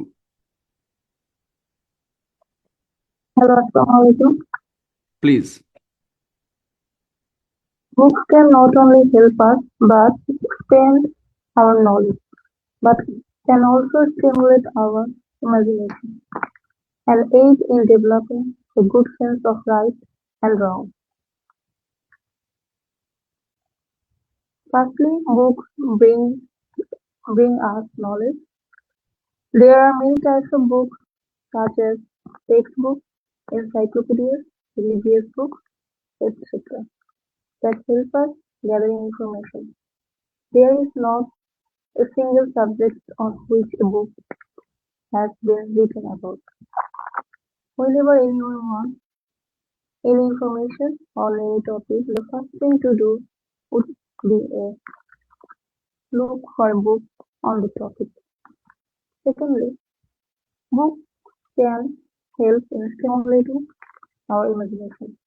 A book can help a person travel to faraway lands, can make a person live a life he or she could only dream about, and can even make a person live in a world that doesn't exist. Finally, books can aid a person in developing their sense of right and wrong. The more books a person reads, the more he or she gets to know about different cultures, different people, different rights, and different situations. This view into a new way of doing things changes the reader and helps him or her broaden his or her knowledge. It helps the reader to understand the world better, be more tolerant, and develop a better sense of what it is right and wrong. Thus, books not only aid in expanding our knowledge but also make us more imaginative and morally sound. Thank you. যাই হোক, একটু জোরে পড়লে মনে হয় better হতো। যাই হোক, আমি নিজেই শুনতে পাই নাই। হোয়াট এভার, আমরা আবার একটু পড়ি। Books can not only help us expand our knowledge but can also stimulate our imagination and aid in developing a good sense of right and wrong. So মনে করেন এটা হচ্ছে টেবল অফ কন্টেন্ট, বোঝেন? বইয়ের শুরুতে থাকে, এটা হচ্ছে টেবল অফ কন্টেন্ট, অর্থাৎ আমরা কি কি আলোচনা করবো সেটা বলে দিয়েছি। Books can not only help us expand our knowledge but can also stimulate our imagination. মনে আছে কিছুদিন আগে আমি ইন্ট্রোডাকশন পড়াইলাম? সো সেম, ওখানে আমরা 3টা পয়েন্ট আলোচনা করি, এখানে 3টা পয়েন্টের কথা বলেছি। কোন 3টা পয়েন্ট আলোচনা করব? দেন আমরা দেখেন, প্রথমে আমরা প্রথম পয়েন্ট নিয়ে আলোচনা করেছি। Firstly, books bring us knowledge. এটা কোথায় পেয়েছি? এই যে দেখেন, books can not only help us expand our knowledge. এই যে এক্সপ্যান্ড আওয়ার নলেজ আর ব্রিংস আস নলেজ একই জিনিস, জাস্ট আমরা প্যারাফ্রেজ করেছি। অর্থাৎ এই আইডিয়াটাকে আমরা প্রথমে ডিল করেছি। এই যে এইটাকে বলে হচ্ছে, এটা কি, এখানে কোনো ফানেল নাই, কিন্তু প্যারাগ্রাফে কোনো ফানেল অ্যাপ্রোচ থাকে না। প্যারাগ্রাফে থাকে টপিক সেন্টেন্স, প্যারাগ্রাফে কোনো ধরনের ইন্ট্রোডাকশন থাকবে না। there will be no introducer, it will begin with the exact answer। 1 নম্বর প্রশ্নের উত্তর দিলে আমরা কি করি? আমরা যারা সৃজনশীল উত্তর দিয়েছি তারা জানি না প্রথম প্রশ্নের উত্তর সবসময় এক্স্যাক্টলি উত্তর দিতে হয়। সো যেটা করছে ওটার exact answer. So books can not only help us expand our knowledge but can also stimulate our imagination and aid in developing a good sense of right and wrong. This is the topic sentence TS. Then আমরা কি বলেছি, দেন the body is the main feeling of your paragraph. This is where your support and evidence goes. This will consist of 3 and 5 sentences. অর্থাৎ আমরা এবার কি করব, আমরা যে পয়েন্টগুলো এখানে মেনশন করেছি, রাইট? প্রথমে আমরা বলেছি telling the reader exactly what you will be talking about and what is your topic. So আমরা আমাদের টপিক কি বুকস, রাইট? এটার নাম কি, আমাদের টপিকের নাম কি বুকস। আর আমরা বুকস নিয়ে কি কি আলোচনা করব, কিভাবে বই আমাদের জ্ঞান বাড়াতে সাহায্য করে, কিভাবে আমাদের ইমাজিনেশন বাড়াতে সাহায্য করে, কিভাবে সঠিক বেঠিকের একটা সেন্স আমাদের ডেভেলপ করে, এই 3টা বিষয়ে জ্ঞান দিব। তাহলে আমাদের মূল আইডিয়া কয়টা, এই 3টা না? তাহলে আমাদের হোল প্যারাগ্রাফ এই 3টা আইডিয়াকে ডিল করবে। কয়টা আইডিয়া? 3 আইডিয়াস। এই 3টা আইডিয়াকে বলে হচ্ছে কন্ট্রোলিং আইডিয়াস। কি বলে? কত নাম, তাই না? কন্ট্রোলিং, যারা ইউনিভার্সিটিতে আছে তাদের জীবন বাঁচাবে এটা, মানে এটা ইয়াতে পড়ে, ঠিক আছে, ন্যাশনালে পড়ে যে কন্ট্রোলিং আইডিয়া কাহাকে বলে, ঠিক আছে? এই যে আমরা টপিকে যে মেনশন করছি এবং ওইটাই আলোচনা করছি, এটাকেই বলে focus writing. Okay, so every kind of academic writing is always focus writing. So পরীক্ষায় যদি প্রশ্ন করে এটা ফোকাস রাইটিং, আপনাকে মনে রাখতে হবে দিস ইজ একাডেমিক রাইটিং। অর্থাৎ আপনি ইন্ট্রোতে যেটা মেনশন করবেন এর বাইরে এক লাইনও লিখতে পারবেন না। কথা ক্লিয়ার? তাহলে এই হোল আইডিয়াটা, মানে বুকসটা হচ্ছে টপিক, আর এর বাইরে যেটা আছে এটাকে কি বলে, কন্ট্রোলিং আইডিয়া। অর্থাৎ এই help us expand our knowledge, stimulate our imagination and aid in developing a good sense of right and wrong, এটা হচ্ছে আমাদের পুরা প্যারাগ্রাফের কন্ট্রোলিং আইডিয়া। অর্থাৎ এর বাইরে আমাদের প্যারাগ্রাফ একটা লাইন লিখলে 2 নাম্বার কাটা। অর্থাৎ আপনি যদি এই টপিকের বাইরে এক লাইনও লিখে ফেলেন, আপনি 2 নাম্বার করে হারাবেন। 3টা লাইন লিখলে 6 নাম্বার হারাবেন, 5টা লিখলে 10 নাম্বার হারাবেন। অর্থাৎ কোনোভাবেই টপিকের বাইরে ডিল করা যাবে না। So that is why paragraph single আইডিয়াকে ডিল করে। এই জন্য বারবার বলে যে paragraph deals with a single idea. Okay, so this is why telling the reader exactly what you will be talking about. আমরা বলেছি যে আমরা কি কি বলবো, তাই না? And what your topic is, আমাদের টপিক হচ্ছে বুকস, আমরা মেনশন করেছি, এবং কি কি বলবো সেটাও বলেছি। এই কি কি বলাটা হচ্ছে কন্ট্রোলিং আইডিয়া। অ্যান্ড দেন এই কন্ট্রোলিং আইডিয়াকে আমাদের ডেভেলপ করতে হবে। অর্থাৎ প্রত্যেকটার জন্য কথা বলতে হবে কয় লাইন, মিনিমাম 3 থেকে 5টা সেন্টেন্স প্রত্যেকটা আইডিয়ার জন্য লিখতে হবে। অর্থাৎ আমরা যদি হিসাব করি, আমরা যদি 3টা আইডিয়ার জন্য 3 লাইন করে লিখি, তাহলে আমাদের কয় লাইন হয়? 9 লাইন মিনিমাম আর কি। এর বাইরেও লেখা যাবে, হ্যাঁ, 5 লাইনও লিখতে পারবেন, কিন্তু আমি সাজেস্ট করি যে 9 লাইন লিখলে ইস ওকে। আই মিন আপনাকে বিরাট বড় লিখতে হবে, আপনাকে সুন্দর করে লিখতে হবে। যত বড় লিখবেন তত ভুল যাবে বেশি।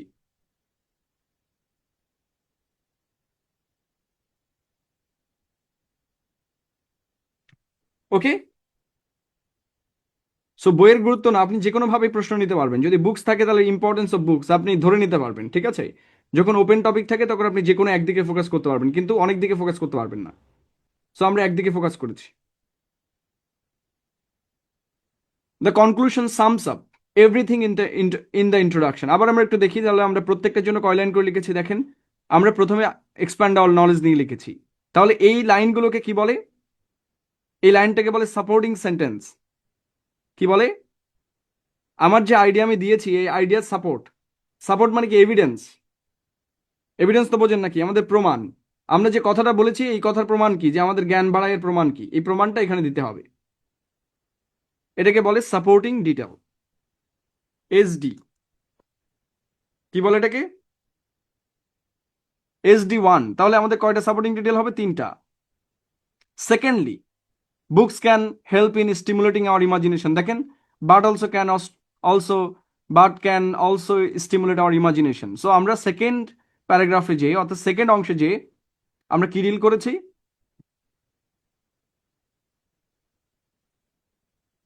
কি ডিল করেছি? আমাদের second point, right? So SD2।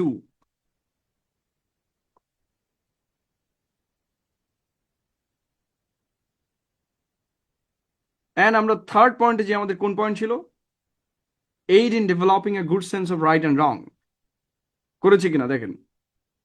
তাহলে books can aid a person in developing their sense of right and wrong, SD3, অর্থাৎ আমরা সাপোর্টিং ডিটেল 3 লিখেছি। দেন আমরা ফাইনালি এখানে এসে আমাদের শেষ হয়েছে, মানে প্রত্যেকটার জন্য আমরা 3 লাইন বা 4 লাইন যেখানে যেভাবে পেরেছি। সো দেখেন, বুকস ব্রিং আস নলেজ কিভাবে, there are many types of books such as text books, encyclopedias, religious books, etc., that help us gather information. There is not a single subject on which the book has not been written about. Whenever anyone wants any information on any topic, the first thing to do would be to look for a book on that topic. প্যারা আকারে লিখবেন মানে কি, paragraph তো একটা প্যারাতেই হয়, আমি বোঝানোর সুবিধার্থে ভাগ করে দিয়েছি। এত সময় তো একসাথে লেখা ছিল, রাইট? মানে এটা বোঝানোর জন্য করা যাবে না, প্যারাগ্রাফ এক প্যারাতে লিখতে হবে, কোনোভাবে প্যারা ভাঙা যাবে না। ওকে, এটা কিন্তু এসে হয়ে গেছে, এখন আমি যেভাবে লিখছি এটা এসে, এটা পুরাই এসে হয়ে গেছে। আপনার কিছুদিন পরে দেখবেন এইটা এসে, এখন আমি যেটা যে ফরমেশনে নিয়ে আসছি এটা এসে হয়ে গেছে। দেখেন প্যারাগ্রাফ 1, এটা হচ্ছে ইন্ট্রোডাকশন, এটা paragraph 1, paragraph 2, paragraph 3, paragraph 4। So এটা কিন্তু এখন এসে হয়ে গেছে। যাই হোক, আমরা ওদিকে না যাই, আমরা জাস্ট ভেঙে ভেঙে দেখাচ্ছি মূল ফরমেশনটা কি। দেন আমাদের concluding sentence.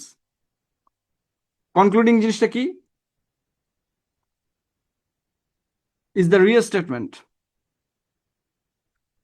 The conclusion sums up everything in the introduction and body in the last 1-2 sentences and closes your topic. So conclusion is the restatement of the introduction. The conclusion is the last thing your audience reads and should be memorable and restates your topic given your introduction. So ইন্ট্রোতে আমরা কি লিখছি এটাকে আবার paraphrase করতে হবে। দেখেন, একে অনেক সহজ কিন্তু প্যারাগ্রাফ লেখা, আমরা এতদিন যত চিন্তা করছি তার চেয়ে সহজ। শুধু এক মানে আপনি যদি টপিক সেন্টেন্স লিখতে পারেন, কোনো কিছুই আর ভুল যাবে না।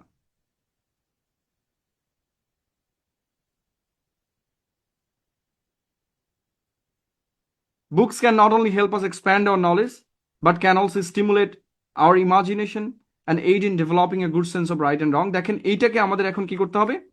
প্যারাফ্রেজ করতে হবে। এটা হচ্ছে আমাদের কনক্লুডিং সেন্টেন্স।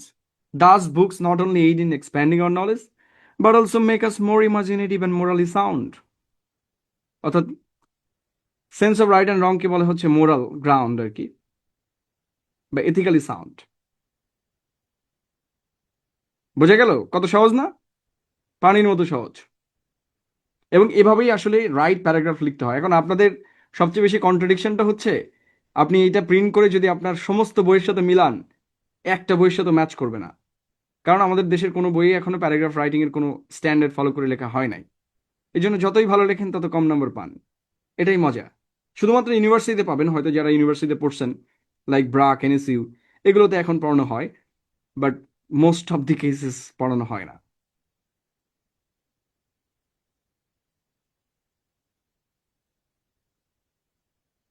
তাহলে বোঝা গেল যে এই যে আর ন্যাশনালে যেটা আছে, ন্যাশনালে তো রাইটিং পড়ে না, ন্যাশনালে আবার রাইটিং আছে, কিন্তু কিরকম পড়ে জানেন? পড়ে যে টপিক সেন্টেন্স কাহাকে বলে, এটা হচ্ছে ওদের রাইটিং। কিছু করার নাই, কারণ কেন যে তারা এই বুদ্ধি করছে আমি জানি না। টপিক সেন্টেন্স কাহাকে বলে, সাপোর্টিং ডিটেল কাকে বলে, কনক্লুশন কাহাকে বলে, এই জিনিস পড়ানো হয়। আপনারা পড়ছেন না? ন্যাশনালে কেউ ইংলিশ ডিপার্টমেন্টে থাকলে বলতে পারবে যে তাদের এইগুলো পড়ানো হয়।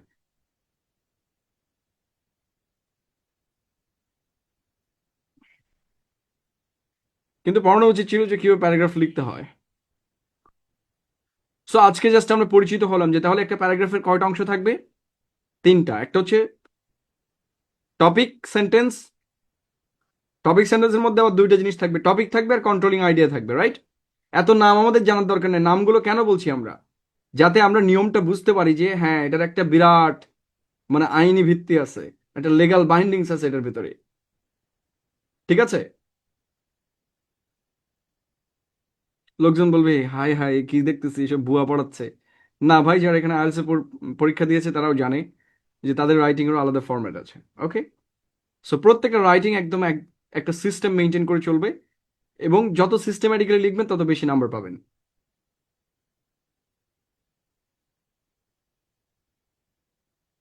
এই জন্য আমি এত গল্প পড়িয়ে এসেছি যে ওই কুকুরের কাহিনী হ্যান ত্যান, তাই না? যে একাডেমিতে নাম্বার পাইতে গেলে আপনি যতই বুদ্ধিজীবী হন কোনো লাভ নাই, you have to follow the rules. The more you follow, the better marks you will get, you will deserve. So that's the thing. এখানে যত বুদ্ধিজীবী হবেন, কবি সাহিত্যিক হবেন, তত পরীক্ষায় ফেল করবেন।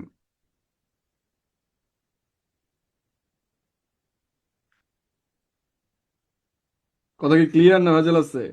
রাত 11টা বেজে গেছে।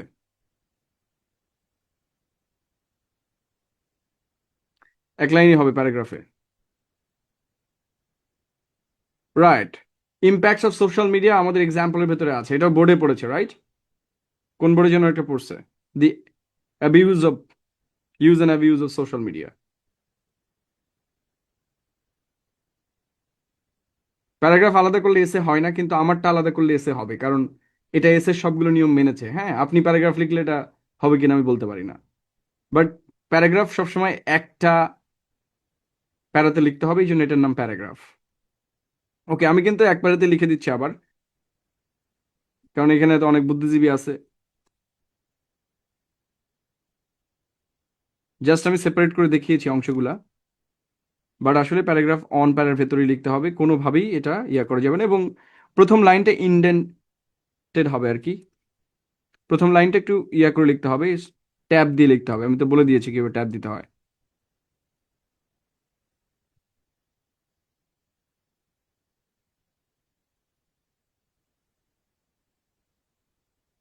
এটা হচ্ছে SD1।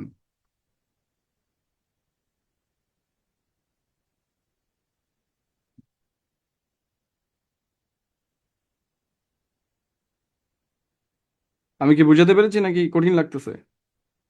জাস্ট আমি এক প্যারাতে এটা করে দিলাম আবার, কারণ বোঝানোর সুবিধার্থে, নাহলে আবার পরে আপনারা বলবেন যে কিছুই তো বুঝলাম না। এটা একটা স্যাম্পল, এবং এই sample provided by Dhaka university, so you should follow it. এবং এটা কিন্তু এনসিটিভির ফরম্যাট আর কি। ওকে, নাও আজকের মতো আমরা বিদায় নিতে পারি।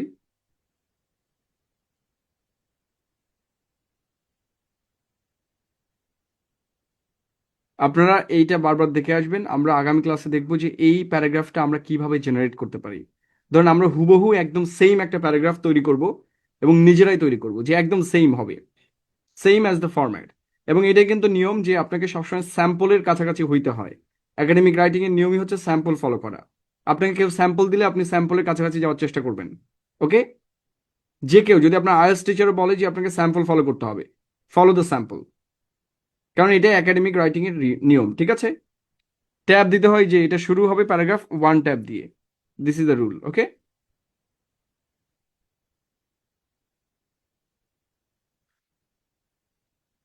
সো আমরা আগামী ক্লাসে আলোচনা করব আমরা কিভাবে এরকম একটা সুন্দর প্যারাগ্রাফ নিজেরা বানায় লিখতে পারি। এবং শুধু বানানো না, আমরা কোনগুলো দিব যেগুলো আমাদের পরীক্ষায় পড়েছে। Good night. ও ওকে, আমি আর একটা শিট দিব, এটা অবশ্যই পড়ে আসবেন। এটার সাথে সাথেই শিটটা আগেই দিয়ে দিচ্ছি, আমি একটু দেখাই। আহ, এটা আজকে বানালাম আর কি। ফ্রেন্ডস বুক কোনো একটা বই বের করেছে প্যারাগ্রাফ রাইটিং এর উপরে। আহ, দেখলাম আর কি। বাংলাদেশে প্যারাগ্রাফ রাইটিং এর উপর কয়েকটা বই আছে, খুব ভালো আর কি। কিন্তু সেগুলো পড়লে আপনি হাসতে থাকবেন, কারণ সেখানে লেখা কিভাবে লিখতে হয় এটা নাই, জাস্ট কয়েকটা স্যাম্পল দেওয়া আছে, যে এটা হচ্ছে ডেফিনেশন প্যারাগ্রাফ, এটা অমুক প্যারাগ্রাফ। যারা ন্যাশনালে পড়েন তারা পাবেন। আহ, জহুরুল স্যারের একটা বই আছে, জহুরুল ইসলামের, বাট এটাতে 3-4টা স্যাম্পল দেওয়া আছে, আর কিছুই নাই।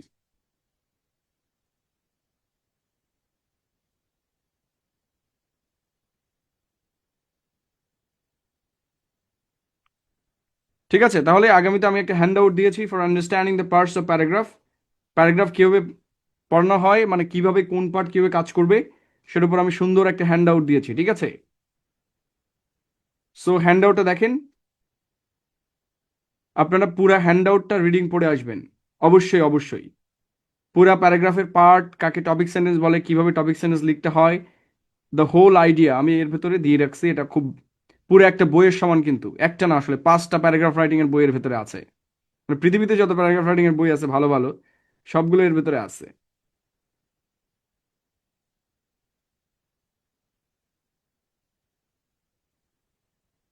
ঠিক আছে, দেখেন কত সুন্দর জিনিস। সো এটা প্রিন্ট করে রেখে দিবেন। আর আমাদের বই বেরোলে তো বইয়ের সাথে আরো সুন্দর অংশ থাকবে, এর চেয়ে ভালো ভালো জিনিস থাকবে, সো তখন আপনারা কিনে পড়তে পারবেন। Good night. আমি নিজেই টায়ার্ড হয়ে গেছি, আজকে টানা লেকচার দিছি।